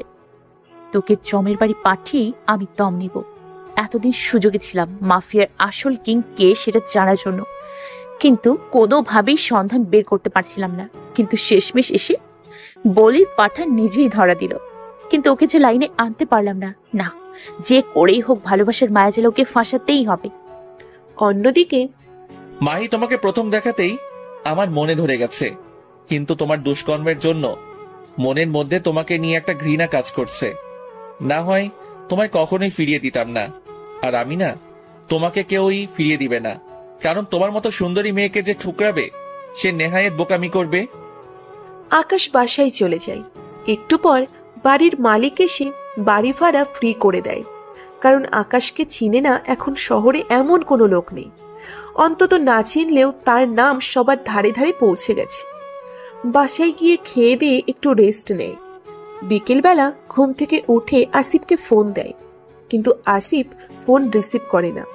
তাই নাফিসাকে ফোন দেয় আসিফের কি হয়েছে জানতে। দেখ আকাশ, আমরা তোর আসল পরিচয় জানতাম না। যখন থেকে জানতে পেরেছি তখন থেকে মনের মধ্যে একটা ভয় কাজ করে। তোর সাথে চলাফেরা করলে যদি কখনো কোনো ভুল হয় তাহলে তো তুই আমাদের খবর করে ছেড়ে দিবি। সেই ভয়ে আসিফ আর আমি আজ কলেজে যাইনি। আরে নাফিসা, তুই কি পাগল হয়ে গেছিস? আর আমাকে কি তোর মাহির মতো ওইরূপ মনে হয়? শোন, আমি আমার মতো, অন্যের মতো আমাকে মনে করিস না। আমার যদি পাওয়ার দেখাতেই হতো তাহলে অনেক আগেই দেখাতাম, কিন্তু আমার কাছে এই সব থেকে বন্ধুত্ব অনেক ঊর্ধ্বে। ক্ষমা করিস রে, আমরা আরো কত কি ভেবে নিয়েছি। তো চল কোথা থেকে ঘুরে আসি, আসিফকে ফোন দে। আচ্ছা ওয়েট, আমি ওরে বলতেছি, ওর অন্য একটা নাম্বার আছে। তারপর তিনজন প্ল্যান করে ঘুরতে বের হয়েছি। একটা পার্কে বসে আছি তিনজনে। হঠাৎ দূরে একটা জায়গায় নজর পড়লো। একটা ছেলেকে কয়েকজন মিলে বেধরম ভাবে মারতেছে। ছেলেটা বাঁচাও বাঁচাও বলে চিৎকার করতেছে, কিন্তু কেউ সাহায্যের জন্য এগিয়ে যাচ্ছে না। সবাই পাশে দাঁড়িয়ে দাঁড়িয়ে দেখছে। কি করব বুঝে উঠতে পারতেছি না। ছেলেটাকে বাঁচাতে যাব না এখানে বসে থাকবো? না, ছেলেটাকে বাঁচানো প্রয়োজন। আসিফ, তোরা থাক, আমি দেখছি কি হয়েছে। আচ্ছা, কিন্তু দোস্ত ভেজাল করিস না। আচ্ছা। তারপর সেখানে গিয়ে জিজ্ঞাসা করলাম, এই তোমরা ছেলেটাকে এইভাবে মারতেছো কেন? ছেলেগুলো থেকে একজন বলল, এই তোর কেন লাগে রে? এখানে এতগুলো মানুষ থাকতে কেউ কোনো কথা বলতেছে না, তুই কেন পে করতেছিস? যা গিয়ে নিজের কাজ কর। না গেলে কি করবি? ছেলে একটা আমার কাছে এসে কোমর থেকে মেশিন একটা বের করে কপালে ধরে। এই বেশি জবানে শিখেছে মনে হয়, সোজা বাংলা কথা কানে যায় না।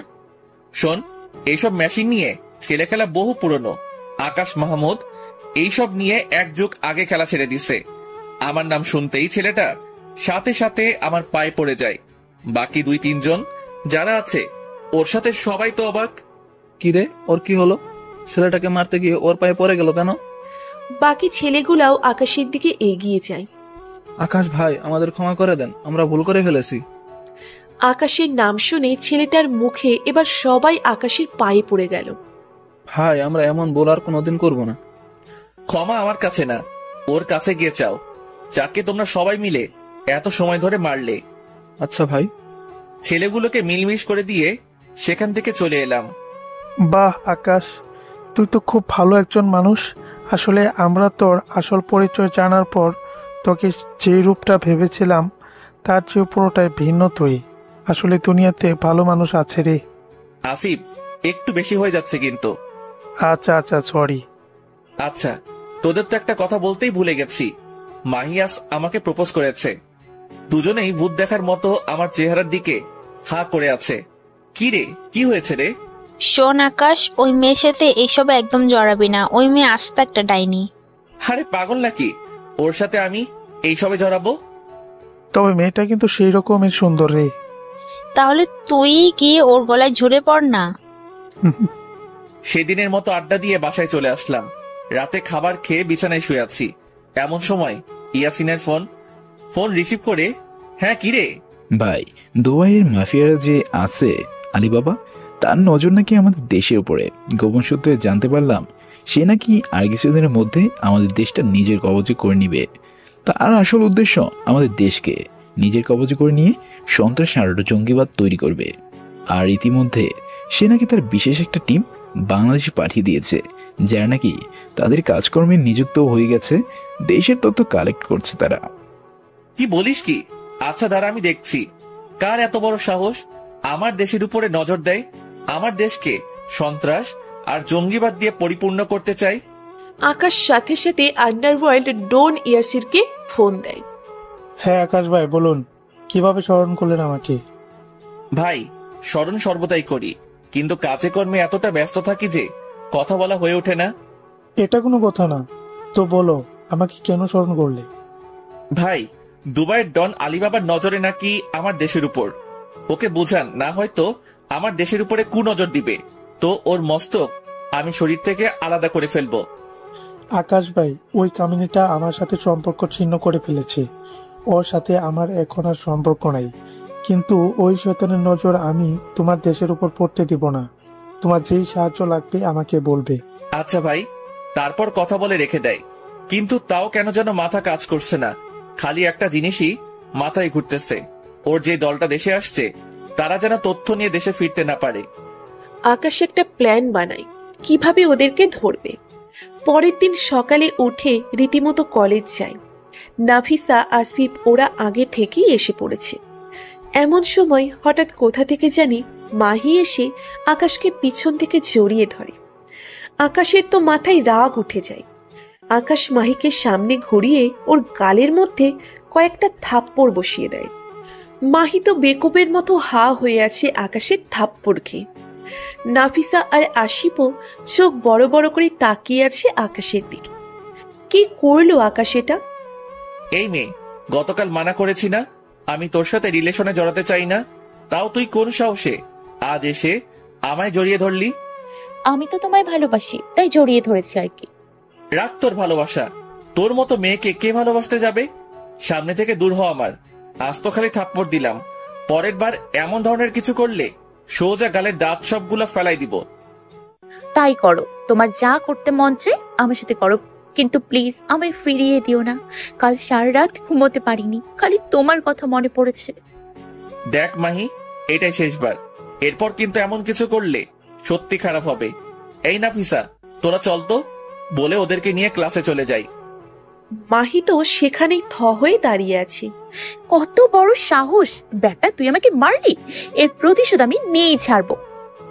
এমন সময় মাহির ফোনে একটা ফোন আসে। মাহি ফোনের দিকে তাকিয়ে তো থরথর করে কাঁপতে শুরু করে। তাও ভয়ে ভয়ে ফোনটা রিসিভ করে। অপর পাশ থেকে, কাজ কত দূর এগিয়েছে? আর কয়েকটা দিন সময় লাগবে, বেটাকে কোনোভাবেই লাইনে আনতে পারছি না। আমি জানতাম তোমাকে দিয়ে কাজ হবে না, তোমার মতো মেয়ে এসব কাজের যোগ্য নয়। এখন যদি বস ফোন দেয় আমি কি জবাব দেব? তোমার উপর ভরসা করে আমার ঠিক হয়নি। বস প্লিজ আর কয়েকটা দিন সময় দিন আমায়, আমার উপরে বিশ্বাস রাখেন। আমি যে করেই হোক ওকে নিজের কবজে এনে ওর অস্তিত্ব মুছে দিব। আমাদের কাছে সময় আছে আর 21 দিন, মানে 3 সপ্তাহ। 21 দিন পর আমরা আমাদের কাজে ইন্তজাম দেব। তার আগে যা করা করতে হবে, না হয় তুমি জীবনে তোরে প্রাণ হারাবে। না না বস, এর আগেই কাজ হয়ে যাবে। ফোন রেখে দেয়। মাহির তো মাথায় কাজই করতেছে না।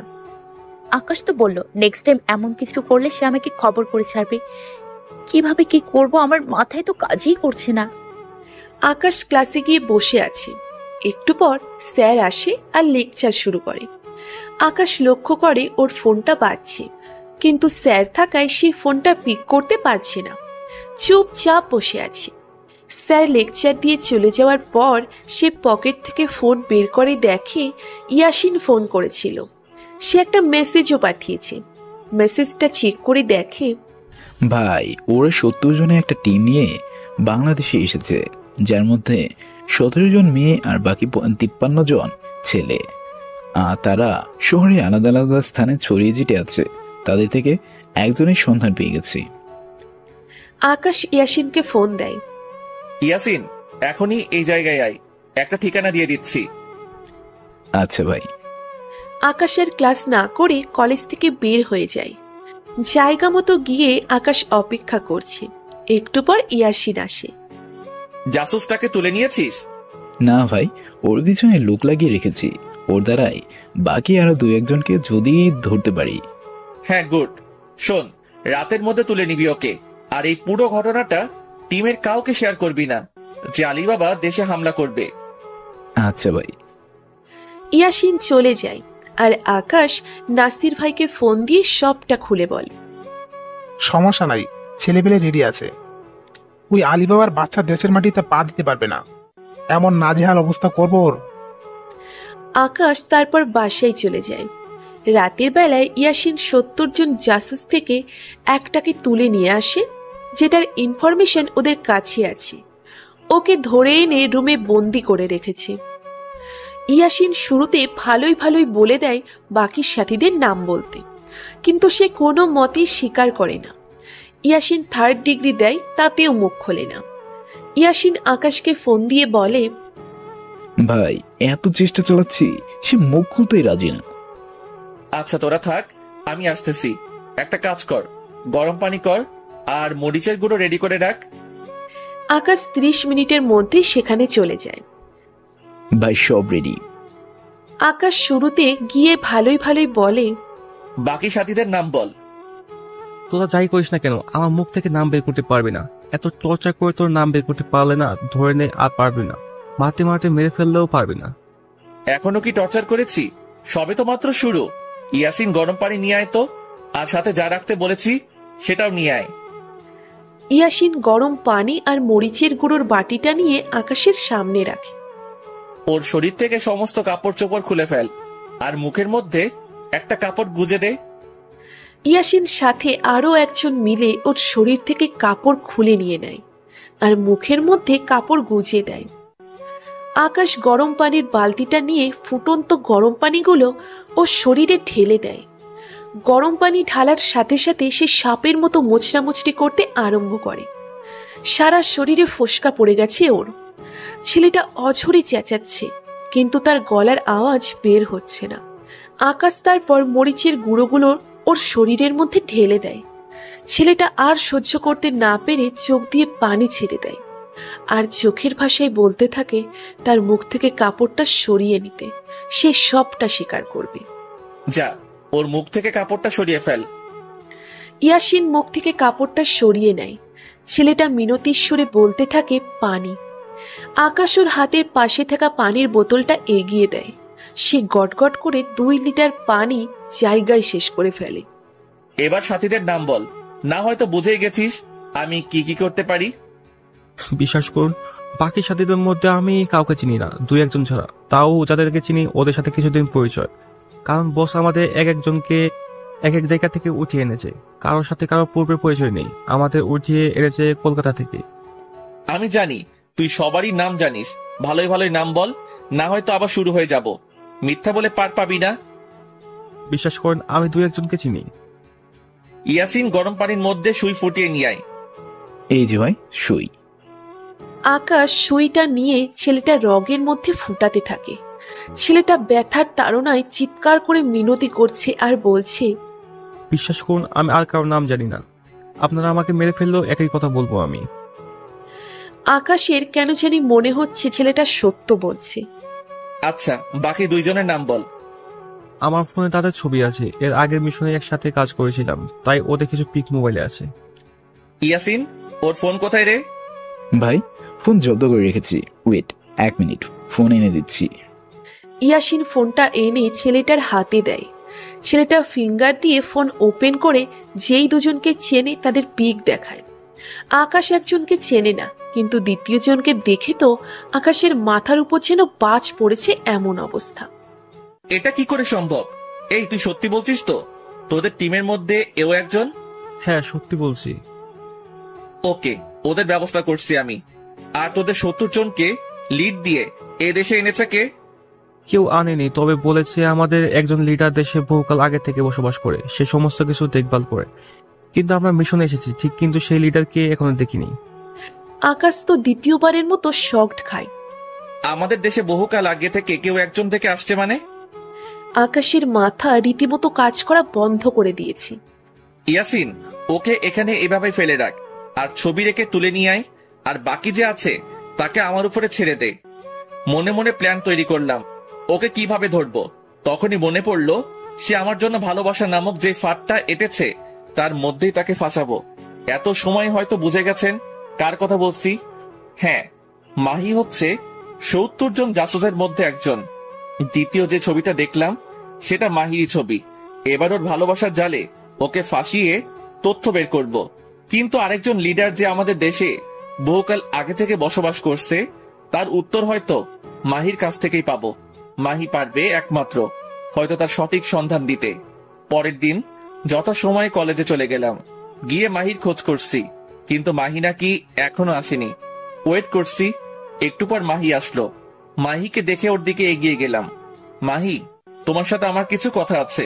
কি বলবে বলো? আমি জানি তুমি কি বলবে, যে তুমি আমাকে ভালোবেসে ফেলেছো। আসলে মাহি, গত 2 দিন অনেক ভেবে দেখেছি আমার লাইফে এমন কাউকে দরকার যে আমার জীবনটা গুছিয়ে দিবে। হ্যাঁ দিব তো, আমি তোমার জীবন গুছিয়ে দিব। কালকের ব্যবহারের জন্য ক্ষমা চাচ্ছি। আচ্ছা, তুমি কি আমায় তোমার ভালোবাসার মতো একটা সুযোগ দিবে? হ্যাঁ দিব তো, কিন্তু একটা কন্ডিশন আছে। কি কন্ডিশন বলো? আমাকে সবসময় ঘুরতে নিয়ে যেতে হবে, মাঝে মাঝে তোমার হাতে খাইয়ে দিতে হবে। আমি হাজারো বাহানা করব, সেগুলো তোমার পূরণ করতে হবে। হ্যাঁ করব তো, তোমার সব বায়না পূরণ।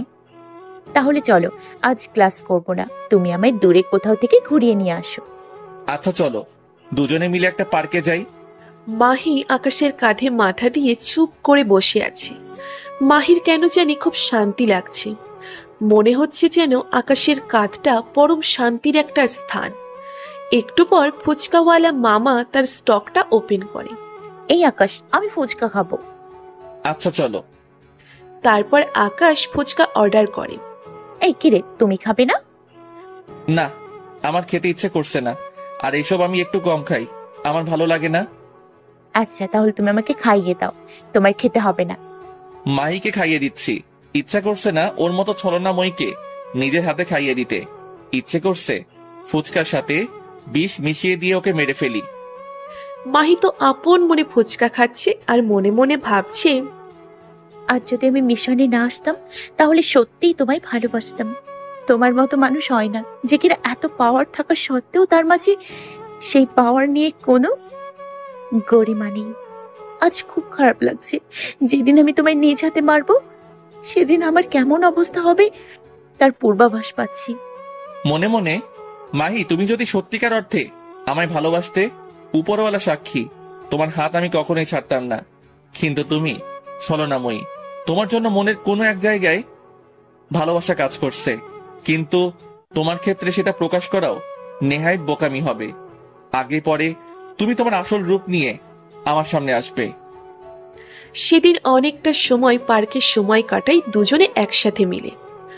পরে আসার সময় দুজনের নাম্বার আদান প্রদান করে নেয়।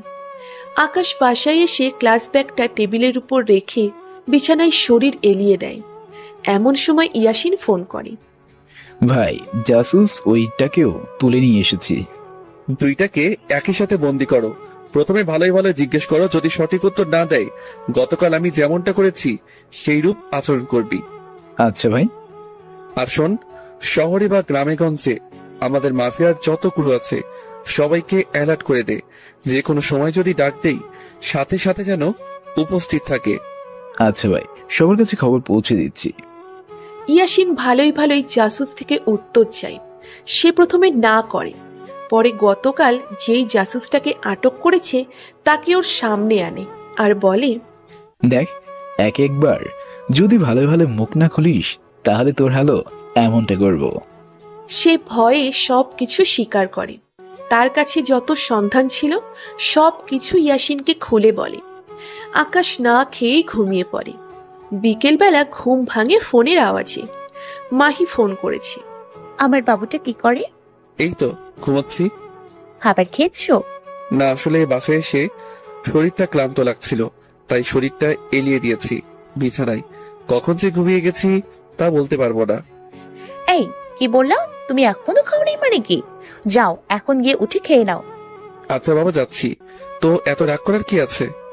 চুপ থাকো, একদম কথা বলবা না। কত সময় হয়েছে এখনো না খেয়ে আছো, আর বলছো রাগ না করতে? আচ্ছা, যাচ্ছি। আকাশ ফোন রেখে দিয়ে ফ্রেশ হয়ে নেয়। তারপর বাহির থেকে খাবার অর্ডার করে সেগুলো খেয়ে নেয়। খেয়ে দিয়ে বিকেলবেলা জাসুস দুইটাকে যেখানে রেখেছে সেখানে যায়। ভাই, জাসুসটা ভয়েস সব বলে দিয়েছে। ওর কাছে যতটুকু তথ্য ছিল সবটা বের করেছি। তবে বাকি আরো বহু মানুষ আছে, তাদের কোনো অস্তিত্ব খুঁজে পাওয়া যায় নাই। সমস্যা নাই, পরের জন থেকে যা তথ্য বের করেছিস তাদের সব কয়টাকে আটক কর, দেখবি সবার খবর পেয়ে যাবি। আকাশ ইয়াসরবির ভাইকে ফোন দেয়। আকাশ ভাই, হ্যাঁ বলো। আপনাকে বলেছিলাম ওই আলী বাবাকে বোঝানোর জন্য। ভাই, ওই শয়তান আমার কথা শুনছে না। সে নিজেকে বড় ডন মনে করতেছে। ভাই আপনি বলেন, ওই শয়তানকে কি করব? লাথি খাওয়া মানুষ কখনো কথায় মানে না, ওকে সাইজ করতেই হবে। এবার ওই আলী বাবাও দেখবে খারাপ নজর দেওয়ার পরিণাম কতটা ভয়ঙ্কর হয়। এদিকে মাহি ফোন করে তার বসকে বলে, বস, আমি বলেছিলাম না আর কিছুটা দিন সময় দেন, ব্যাটাকে লাইনে নিয়ে আসবো। দেখেছেন, ব্যাটাকে লাইনে নিয়ে এসছি। গুড প্লে, চালিয়ে যাও, সময় মতো খেল খতম করে দেবো। আর মাহি, আমাদের কিছু জাসুসের কোনো খবর পাচ্ছি না, প্রায় 10-12 জন জাসুসের এক অবস্থা। আচ্ছা, আমি খবর লাগাচ্ছি কি হয়েছে। আকাশ আসার সময় ইয়াসিনকে বলে আসে জাসুস দুইটাকে জমের বাড়ি পাঠিয়ে দিতে।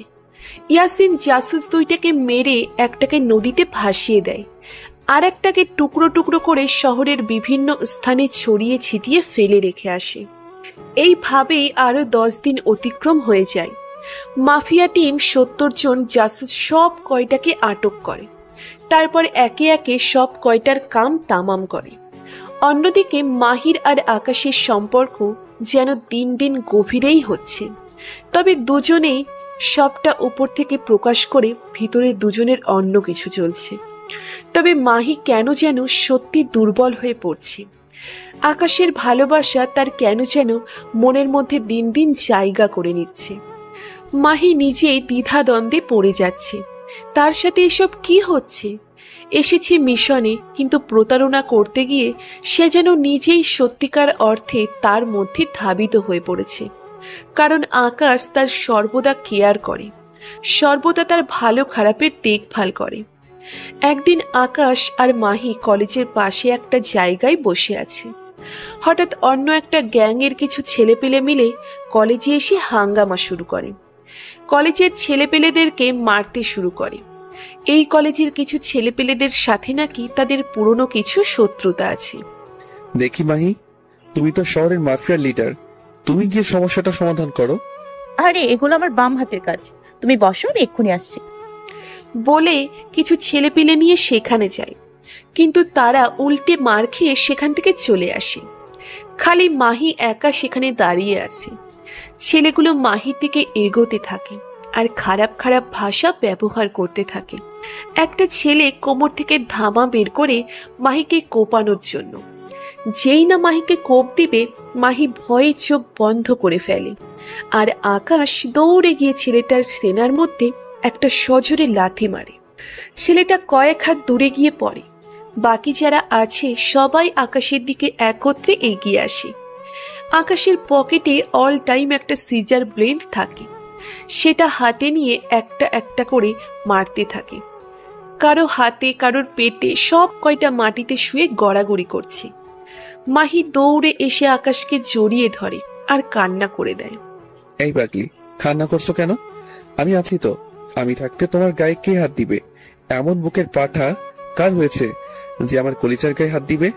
এদিকে পুরো কলেজ হা হয়ে তাদের দুজনের দিকে তাকিয়ে আছে, তাদের কেমিস্ট্রি দেখছে। মাহি আকাশের বুকের মধ্যে মুখ গুজে দিয়ে কান্না করেই যাচ্ছে। সে আজ বুঝে নিয়েছে আকাশ কেমন, কাকে সে ধোকা দিতে যাচ্ছে, যে তাকে মৃত্যুর হাত থেকে বাঁচিয়ে আনলো সেই তাকেই। সে আজ বুঝে গেছে আকাশের বুকেই তার শেষ ঠিকানা। না, আমি আকাশকে ধোকা দিতে পারবো না। আজ আমি আমার মনের উত্তর পেয়ে গেছি। ওকে নিয়ে আমি দূরে কোথাও চলে যাব, থাকবো না আর এই শহরে। দুজনে মিলে দূরে কোথাও গিয়ে ঘর সংসার করব।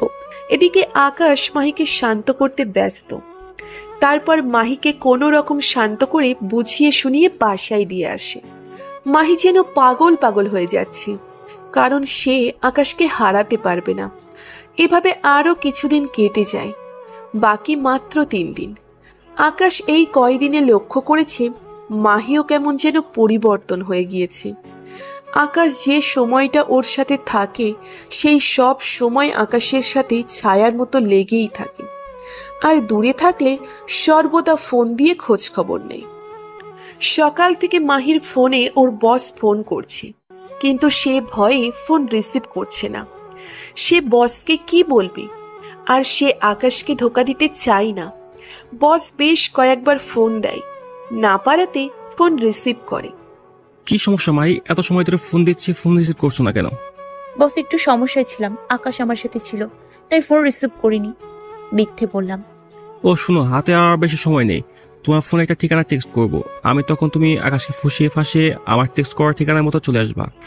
যদি কোনো কারণে এদিক ওদিক হয়, জানোই তো তোমার মায়ের অপারেশন হবে না টাকার কারণে। মাহি কি করবে কিছুই মাথা কাজ করছে না। সে এমন মিশনে যোগ দিয়েছে কারণ এই মিশনটা করলে তারা তাকে মোটা অঙ্কের একটা টাকা দিবে, যা দিয়ে তার মায়ের চিকিৎসা সে ভালোভাবে করাতে পারবে। তার মায়ের লিভারে টিউমার ধরা পড়েছে, সেটার অপারেশন করতে হবে। একদিকে আকাশ, অন্যদিকে তার জন্মদাত্রী মা। কাকে রেখে কাকে বাঁচাবে সে? আমার মাকে বাঁচাতেই হবে। মনের মধ্যে পাথর রেখে না না বস, মিস হবে না। আমি ওকে নিয়ে ঠিকানা মতো চলে আসব। বস ফোন কেটে দেয়। মাহি মাটিতে বসে কান্না করে দেয়। আকাশ, বিশ্বাস করো, শুরুতে আমি তোমায় ঠকাতে চেয়েছিলাম, কিন্তু পরবর্তীতে তোমার সাথে থাকতে থাকতে তোমায় ভালোবেসে ফেলেছি। তোমায় ছাড়া থাকবো কি করে আমি আকাশ? বলে কান্নার মাত্রা আরো বাড়িয়ে দেয়। আকাশ সমস্ত মাফিয়ার ক্রুদেরকে একত্রে করার সিদ্ধান্ত নেয়। অন্যদিকে আলীবাবা পরিপূর্ণভাবে প্রস্তুত। আজ বাদে কাল সে বাংলাদেশে হামলা করবে। তারপর বাংলাদেশটাকে সে তার নিজের দখলে করে নেবে, আর সে এই দেশে গড়ে তুলবে সন্ত্রাস আর জঙ্গিবাদ। সে এখনো জানে না তার জন্য কাল অপেক্ষা করছে। তার মৃত্যু ওই কালের হাতেই লেখা আছে। আলীবাবা আরো কয়েকটা টিম বাংলাদেশে পাঠায়, যে শহরের বিশেষ বিশেষ জায়গায় মাইন ফিট করে রাখতে। সে আগামীকালকে বাংলাদেশে আসবে। আকাশ মাফিয়ার সমস্ত ক্রুদেরকে একত্রে করে সবার উদ্দেশ্যে কিছু কথা বলে। যে আমাদের দেশ আজ বাদে কাল অন্যরা ছিনিয়ে নেওয়ার চেষ্টা করবে, তোমরা কি তাদের বিরুদ্ধে রুখে দাঁড়াবে না পিছু হেঁটে যাবে? সকলেই একত্রে বলে ওঠে, আকাশ ভাই, আমরা কখনোই পিছু হাঁটবো না। যত যাই হোক না কেন, বাইরের যে কোনো খারাপ শক্তি আমাদের দেশকে ছিনিয়ে নিতে পারবে না। তাহলে কালকের জন্য রেডি থাকো। সকলেই ওই আলীবাবা আর তার টিমের সমস্ত সদস্যকে মেরে এই বাংলার মাটিতে পুঁতে রাখবো। আকাশ তারপর বাসায় চলে যায়। বাসায় গিয়ে মাহিকে ফোন দিচ্ছে, কিন্তু সে রিসিভ করছে না। আকাশ অনেকগুলো ফোন দেয়, তাও কোনো খবর নাই। মাহি একটু পর নিজেই ফোন দেয়। কলিজা সরি, আসলে ওয়াশরুমে ছিলাম, দেখতে পাইনি। আচ্ছা যাও, ফ্রেশ হয়েছো, এবার কিছু খেয়ে নাও। আচ্ছা, আর কিন্তু বিকেলে দেখা করব। আচ্ছা। তারপর আকাশ খেয়ে দিয়ে একটু বিশ্রাম নেয়। বিকেল বেলায় মাহি ফোন করতেছি দেখা করতে যাওয়ার জন্য। কলিজা, আর মাত্র 5 মিনিট, আসতেছি। 5 মিনিটের মধ্যেই মাহির বাসার সামনে চলে যায়। তারপর দুজনে মিলে ঘুরতে বের হয়। দুজনে নদীর পাড়ে একটা জায়গায় বসে আছে। উপরে আবার পার্ক, দুজনেই বসে বসে কথা বলতেছে। হঠাৎ একটা পিচ্চি বাচ্চা এসে মাহির কাঁধে হাত দেয়। বাচ্চাটার হাতের মধ্যে একটা বল। আন্টি, আমার সাথে খেলা করবা? আম্মু না কোথায় যেন চলে গেছে। বাচ্চাটাকে দেখে মায়া লেগে যায়। হ্যাঁ বাবু, করবো তো, কিন্তু তোমার আম্মু কোথায় চলে গেছে? জানি না তো কোথায় গেছে। আকাশ, তুমি বসো, আমি বাচ্চাটার সাথে একটু বল নিয়ে খেলা করি। আমার বাচ্চাদের সাথে খেলতে খুব ভালো লাগে। আচ্ছা যাও। মাহি আর বাচ্চাটাকে খেলা করতেছে। আকাশ দূর থেকে ওর দিকে হা হয়ে তাকিয়ে আছে। মাহিকে একদম বাচ্চা বাচ্চা লাগতেছে। কি কিউট লাগতেছে মাহিকে দেখতে। ইস, মাহি যদি সত্যি আমায় ভালোবাসতো কখনোই ওর হাত ছাড়তাম না, কিন্তু আফসোস, আমার কপাল খারাপ। আকাশ হঠাৎ লক্ষ্য করে মাহির ব্যাগে থাকা ফোনটা বাজছে। আকাশ প্রথমে চিন্তা করে মাহিকে ডাক দিবে কিনা। পরে আবার ভাবলাম, না থাক, মেয়েটা খেলতেছে খেলুক, ফোনটা লাগাতার বেড়েই যাচ্ছে। ভাবলাম ফোনটা আমি রিসিভ করব, কিন্তু ফোনটা হাতে নিতেই কেটে গেল। ফোনের স্ক্রিনে নাম্বারটা চেক করলাম, কে ফোন দিয়েছে। দেখলাম বস দিয়ে সেভ করা নাম্বারটা। এটা দেখে তো 1000 ভোল্টের একটা ঝাটকা খেলাম। আবার একটু পর একটা মেসেজ আসলো বস নাম্বারটা থেকে। কালকে আকাশকে নিয়ে মদিনা টাওয়ার পিছনে যে বাড়িটা আছে সেখানে চলে আসবা। আমাদের বস কালকে দেশে আসবে, আর বস আরো কয়েকটা টিম দেশে পাঠিয়েছে। বড় বড় যত বাড়ির সুপার শপ আছে সব জায়গায় মাইন্ড ফিট করে রাখবে। পুরো শহর মেয়েটে তামা হয়ে যাবে। এমনিতেই আকাশ একটা ঝটকার মধ্যে আছে। তার উপরে এমন মেসেজ দেখে ওর পায়ের নিচ থেকে যেন মনে হয় মাটি সরে গেছে। আকাশ ভাবতেছে এখন কিভাবে কি করবে সে তো এখন সব জেনে গেছে। সে মনে মনে একটা প্ল্যান সাজিয়ে ফেলে। একটু পর বাচ্চাটার মা এসে কান্নাকাটি শুরু করে দেয়। আল্লাহ, আমার বাচ্চা পড়ে। বাচ্চাটাকে দেখে তো চাপটে ধরে কান্না শুরু করে। এই যে এখন কেন কান্না করছেন? বাচ্চাকে রেখে এদিক সেদিক যখন যান তখন মনে থাকে না বাচ্চার কথা? আসলে আমি কোথাও যাই নাই, সে খেলতে খেলতে হুট করে আমার নজর এড়িয়ে এখানে চলে এসেছে। যাই হোক, বাচ্চার দিকে একটু ভালো করে নজরদারি রাখবেন। বাচ্চাটাকে নিয়ে ওর মা চলে যায়। মাহি এসে আকাশের পাশে বসে। কলিজা, আমাকে কেন জানি খুব ভয় করছে। কেন জানি মনে হচ্ছে তুমি আমার লাইফ থেকে চিরতরে হারিয়ে যাবা। মনে মনে নিজেই তো প্রতারণা করতেছো। থেকে বা হারিয়ে যাওয়ায় কি বা আসা যাবে? কেন তোমার এমন কেন মনে হয় যে আমি হারিয়ে যাব? জানি না, কেন জানি খুব ভয় করতেছে। আচ্ছা কলিজা, তোমার একটা হাত দাও তো। আকাশ মাহির দিকে হাত বাড়িয়ে দেয়। মাহি আকাশের হাতটা ধরে, ওর বুকের উপর রাখে। কিছু অনুভব করতেছো? হ্যাঁ, খুব কাঁপতেছে বুকটা।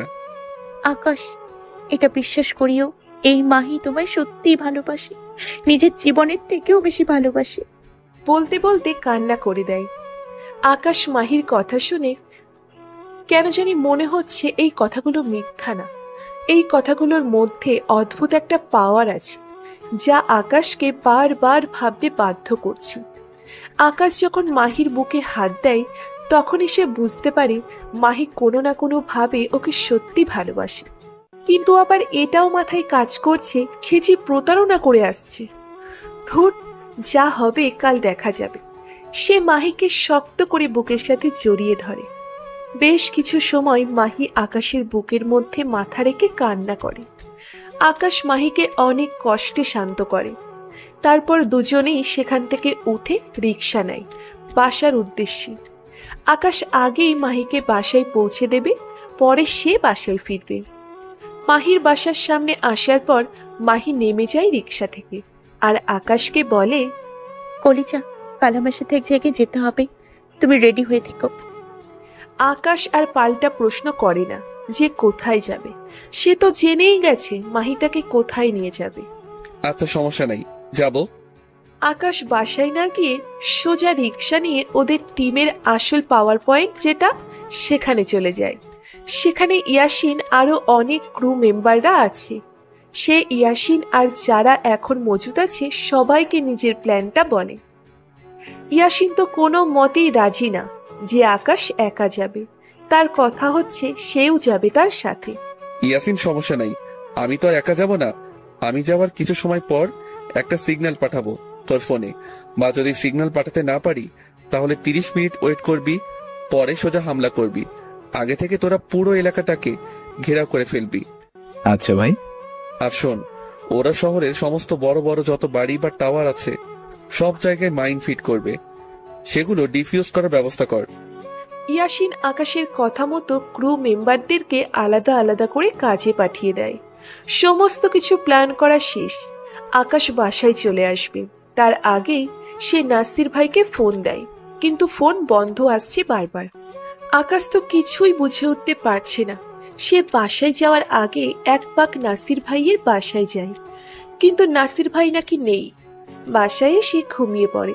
সকালে উঠে নাস্তা করে একটু মাহির সাথে কথা বলে, পরে আবার বাসায় এসে পড়ে। মাগরিবের পর প্রায় 7টার দিকে মাহি ফোন দেয়, আকাশ রেডি হয়ে আমার বাসার সামনে আসো। আকাশ শার্টটা গায়ে দিয়ে কোমরে 2টা মেশিন গুছিয়ে নেয় আর ইয়াসিনকে ইনফর্ম করে সে বের হচ্ছে। ইয়াসিনরা আগেই জায়গা মতো পজিশন নিয়ে বসে আছে। মাহি বাসার সামনে অপেক্ষা করছে। আকাশ গাড়ি নিয়ে রওনা হয়েছে, কিন্তু মাহির কেন জানি চোখ মুখ লাল হয়ে যাচ্ছে। চোখের কোণে বেয়ে পানি পড়তে আরম্ভ করে। সে চোখের পানিগুলো মুছে নেয়। একটু পর আকাশ আসে। কলিজা, তুমি রেডি তো? হ্যাঁ কলিজা। আকাশ মাহির দিকে নজর পড়তেই ওর চোখ যেন ফেরাতে পারছে না। একদম হুড় পরির মতো লাগছে মাহিকে। আকাশ মাহির দিকে এক নজরে চেয়ে আছে। আকাশ হয়েছে, চলো। মাহির কথায় আকাশের হুঁশ ফিরে আসে। ও চলো। এই ওয়েট, একটা কাজ বাকি বলে মাহি আকাশকে শক্ত করে জড়িয়ে ধরে। মাহির চোখ বেয়ে টপ টপ করে পানি ঝরছে। সে মনে মনে আকাশ থেকে মাপ চেয়ে নেয়। কলিজা, আমায় মাফ করে দিও। তোমায় সত্যি ভালোবাসি, কিন্তু তারপরেও তোমার সাথে ছলনা করতে হচ্ছে আমার মায়ের চিকিৎসার জন্য। এই মাহি, কি হয়েছে, যাবে না? মাহি চোখের পানি মুছে নেয় আকাশ না দেখার মতন করে। হ্যাঁ যাবো তো, চলো। মাহি আকাশকে নিয়ে বসের ঠিকানা মতো চলে যায়। আকাশ বাসায় যাওয়ার পর দেখে কেউ নাই, পুরো বাসা ফাঁকা। কিন্তু একটু পর এই পুরো বাড়ি ঘেরাও করে ফেলে আলিবাবার ছেলেরা। ওরা সবাই লুকিয়েছিল, 50-60 জন হবে ছেলে। মাহি সুন্দর করে সাইড হয়ে যায়। আকাশ এতজনের সাথে কখনোই পেরে উঠবে না। এমন সময় আলিবাবা আসে। আলিবাবা বাংলাদেশে চলে আসছে। মাহি আলিবাবার সাথে গিয়ে দাঁড়ায় আর মাথা নিচু করে দাঁড়িয়ে আছে। আকাশ, এখনো সময় আছে, ভালোই ভালোই আমার দলে যোগ দে, ভালো একটা অবস্থান করে দিব তোর। আলিবাবা বাংলাও পারে।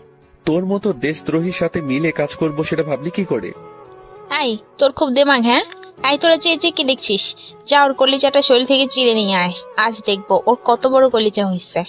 আমার সামনে বড় গলায় কথা বলে। ছেলে পেলে আকাশের দিকে এগিয়ে আসে মারার জন্য। আকাশ ছেলেগুলোকে একাই মারতে শুরু করে। 10-12 জনকে সে কিছু সময়ের মধ্যে মাটিতে শুইয়ে দেয়।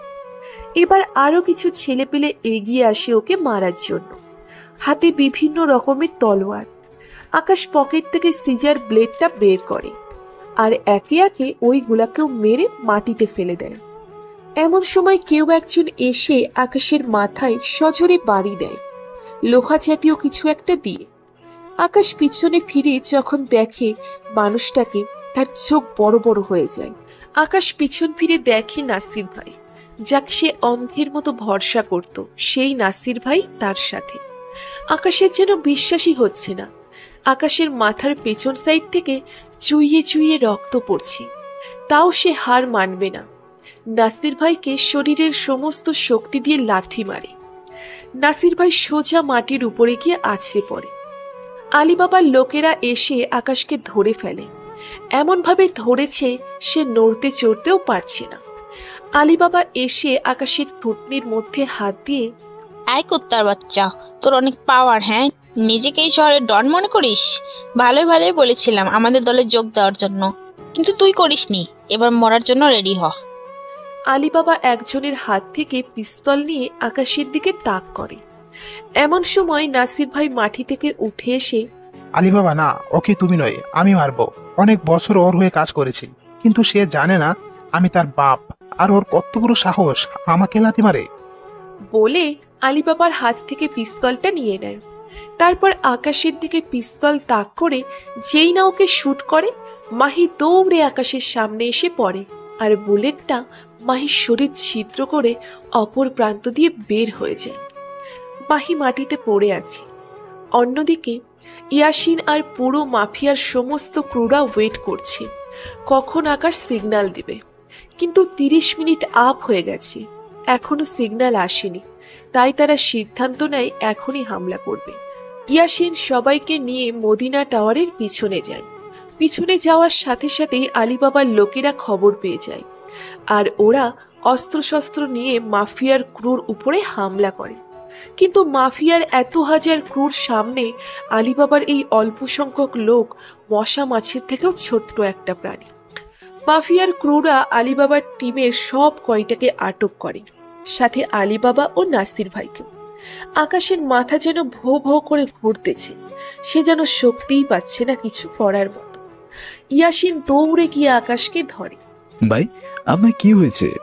আমার কিছু হয় নাই, মাইকে দেখ। ভাই, ওনার তো শরীর থেকে প্রচুর পরিমাণে রক্ত বের হচ্ছে। তাড়াতাড়ি হসপিটালে নিয়ে যা, আর আমি এদিকটা দেখছি। ইয়াসিন তাড়াতাড়ি গাড়িতে করে মাহিকে হসপিটালে নিয়ে যায়।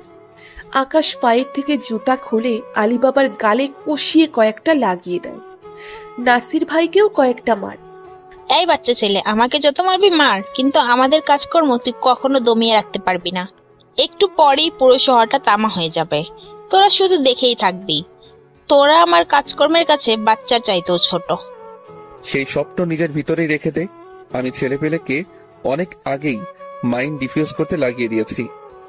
আকাশ ঠিক মতো কথাও বলতে পারছে না, কথা বলতে বলতে ঢুলে পড়ে যাচ্ছে। এই, তোরা কোথায়? এখান থেকে একটাও যেন নিজের মাটিতে ফিরে যেতে না পারে। সব কয়টাকে মেরে পাশেই কবরস্থানে পুঁতে দিয়ে আসবি। সাথে এই 2 মুখী সাপ নাসির, ওকেও মেরে পুঁতে দিবি। বলতে না বলতেই আকাশ মাটিতে পড়ে যায়। ছেলেপেলেরা ধরে আকাশকে হসপিটালে নিয়ে আসে। একদিন পর আকাশের জ্ঞান ফিরে আসে। সে জ্ঞান ফেরার পর পাগলের মতো আচরণ করতে থাকে। মাহি, এই মাহি, তুমি কোথায়? ইয়াসিন আকাশকে শান্ত করে। ভাই, মাহি ঠিক আছে, আপনি চিন্তা করেন না। না, আমি আমার মাহিকে দেখবো। আল্লাহ, এখন কি হবে ওনার? এই অবস্থা তো ভালো না। ডাক্তাররা সময় দিয়েছে 48 ঘন্টার মধ্যে জ্ঞান না ফিরে আসলে এর চিন্তা ছেড়ে দিতে। অলরেডি একদিন পার হয়ে গেছে, এখন জ্ঞান ফেরার কোনো নাম নিশান নাই। এই ইয়াসিন, তুই আমাকে মাহির কাছে নিয়ে চল। ইয়াসিন চুপ করে আছে মাটির দিকে তাকিয়ে। ইয়াসিন, কি বলেছি শুনিসনি? আমাকে মাহির কাছে নিয়ে চল এখনই। ইয়াসিন না পারতে আকাশ মাহির কাছে যায়। আকাশ মাহির কেবিনে ঢোকার পর দেখে যে মাহি একটা বেডের উপরে শুয়ে আছে, মুখে মাস্ক লাগানো। আকাশ মাহির এই অবস্থা দেখে তো আর নিজেকে ঠিক রাখতে পারে না, মাহিকে জড়িয়ে ধরে কান্না করে দেয়। মাহি, তুমি এমনটা কেন করলে? আমি ওই দিনই বুঝে গিয়েছিলাম, যেদিন তোমার বুকে হাত দিয়েছিলাম, যে তুমি আমায় সত্যি ভালোবাসো। আর গতকাল কনফার্ম হয়ে গেছি, যখন তুমি আমাকে সেভ করার জন্য নিজের জানটা দিয়ে দিতে চাইলে। এমন সময় একটা নার্স আসে। এই কি করছেন কি আপনি? এমন কান্নাকাটি করলে রোগীর ক্ষতি হবে। এমন কান্নাকাটি না করে ধৈর্য ধারণ করুন, দেখবেন সব ঠিক হয়ে যাবে। আকাশ কান্না থামিয়ে দেয় আর চুপচাপ করে মাহির সামনে বসে থাকে। ভাই, খাওয়ার সময় হয়ে এসেছে, কিছু খেয়ে নেন। না, আমি কিচ্ছু খাবো না। মাহিরের জ্ঞান না ফেরা পর্যন্ত ওর সাথে বসে থাকবো। ভাই, কিছু না খেলে যে আপনিও অসুস্থ হয়ে যাবেন। সমস্যা নাই, অসুস্থ হলে হব, তাও আমি কিছু খাবো না। আকাশের জেদের কাছে সবাই হার মেনে যায়। দুপুর পেরিয়ে বিকেল হয়ে যায়, মাহির জ্ঞান ফিরে আসে না। আকাশ তো একদম ভেঙে পড়েছে। হঠাৎ মাহির জ্ঞান ফিরে আসে। ইয়াসিন দৌড়ে গিয়ে ডক্টরকে ডেকে নিয়ে আসে। ডাক্তার এসে সমস্ত কিছু চেক আপ করে। না, সব ঠিক আছে, এখন আর কোনো বিপদের আশঙ্কা নেই। মাহির জ্ঞান ফিরতেই দেখতে পায় আকাশ তার পাশে বসে আছে। মাহি বেডে শুয়েই কান্না করে দেয়। সে কোন মুখ নিয়ে আকাশের সাথে কথা বলবে? সে কোন মুখ নিয়ে আকাশের সামনে যাবে? এই কলিজা, কান্না করছো কেন? হ্যাঁ, আমি জানি আমার কলিজাটা আমাকে সত্যি ভালোবাসে, আর আমিও আমার কলিজাটাকে সত্যি ভালোবাসি। বিশ্বাস করো, আমার মায়ের জন্য শুধুমাত্র এমনটা করেছি। আমার কাছে অত টাকা নেই যে আমার মায়ের চিকিৎসা করাবো, তাই বাধ্য হয়ে এই পথ বেছে নিয়েছি। মাহিকে জড়িয়ে ধরে, এই বাবু চুপ করো, যা হয়েছে হয়েছে, তোমার মায়ের চিকিৎসা আমি করাবো। মাহিকে কিছুদিন হসপিটালে রেখে আকাশ তারপর মাহিকে নিয়ে ওর বাড়িতে চলে যায়। বাড়ি বলতে আকাশের মায়ের কাছে, ওদের আসল ভিটেমাটি যেটা সেখানে। আকাশের মা তো মহা খুশি, একদিকে ছেলে এসেছে, অন্যদিকে ছেলে তার পছন্দের মানুষকে নিয়ে এসেছে। আকাশের মাও চাচ্ছিল আকাশের বিয়ে করিয়ে দিতে। যাক, এবার আমার ছেলের বিয়ে দিব আমি। আকাশের মার বেশ পছন্দ হয়েছে মাহিকে। বিয়ের সময় ঠিক হয়, তার আগে আকাশ মাহির আম্মুকে দেশে নিয়ে এসে ট্রিটমেন্ট করায়। মাহির আম্মু সুস্থ হয়ে যায়। ধুমধাম করে আকাশ আর মাহির বিয়ে হয়। দুজনেই তো মহা খুশি, দুজনেই সংসার জীবন শুরু করে। মাহি এখনো আগের মতোই আছে, কলেজে গেলে গুন্ডামি মাস্তানি করে, তবে সেটা আকাশের জন্য। কোনো মেয়ে যদি আকাশের দিকে চোখ দেয় বা ওর সাথে কথা বলতে আসে, তাহলে মাহি তার 12টা 13টা 14টাও বাজিয়ে দেয়। আর আকাশ এখনো নিজের কাজকর্ম ইন্তজাম দিয়ে যাচ্ছে। আলী বাবার মৃত্যুর পর দেশে এখনো কেউ নজর দিতে 10 বার চিন্তা করে না, কারণ সবাই জেনে গেছে দেশের মধ্যে একটা বাঘ আছে। নজর দিলেই শরীর থেকে মস্তকটা আলাদা করে ফেলবে। 1 বছর পর আকাশ আর মাহির সংসার আলোকিত করে একটা ফুটফুটে রাজকন্যা হয়। আকাশ আর মাহি এখন খুব ব্যস্ত তাদের রাজকন্যাটাকে নিয়ে। এমন হাসি খুশি ভাবেই আর একটা ঘটনার সমাপ্তি ঘটল। সবাই ভালো থাকুন।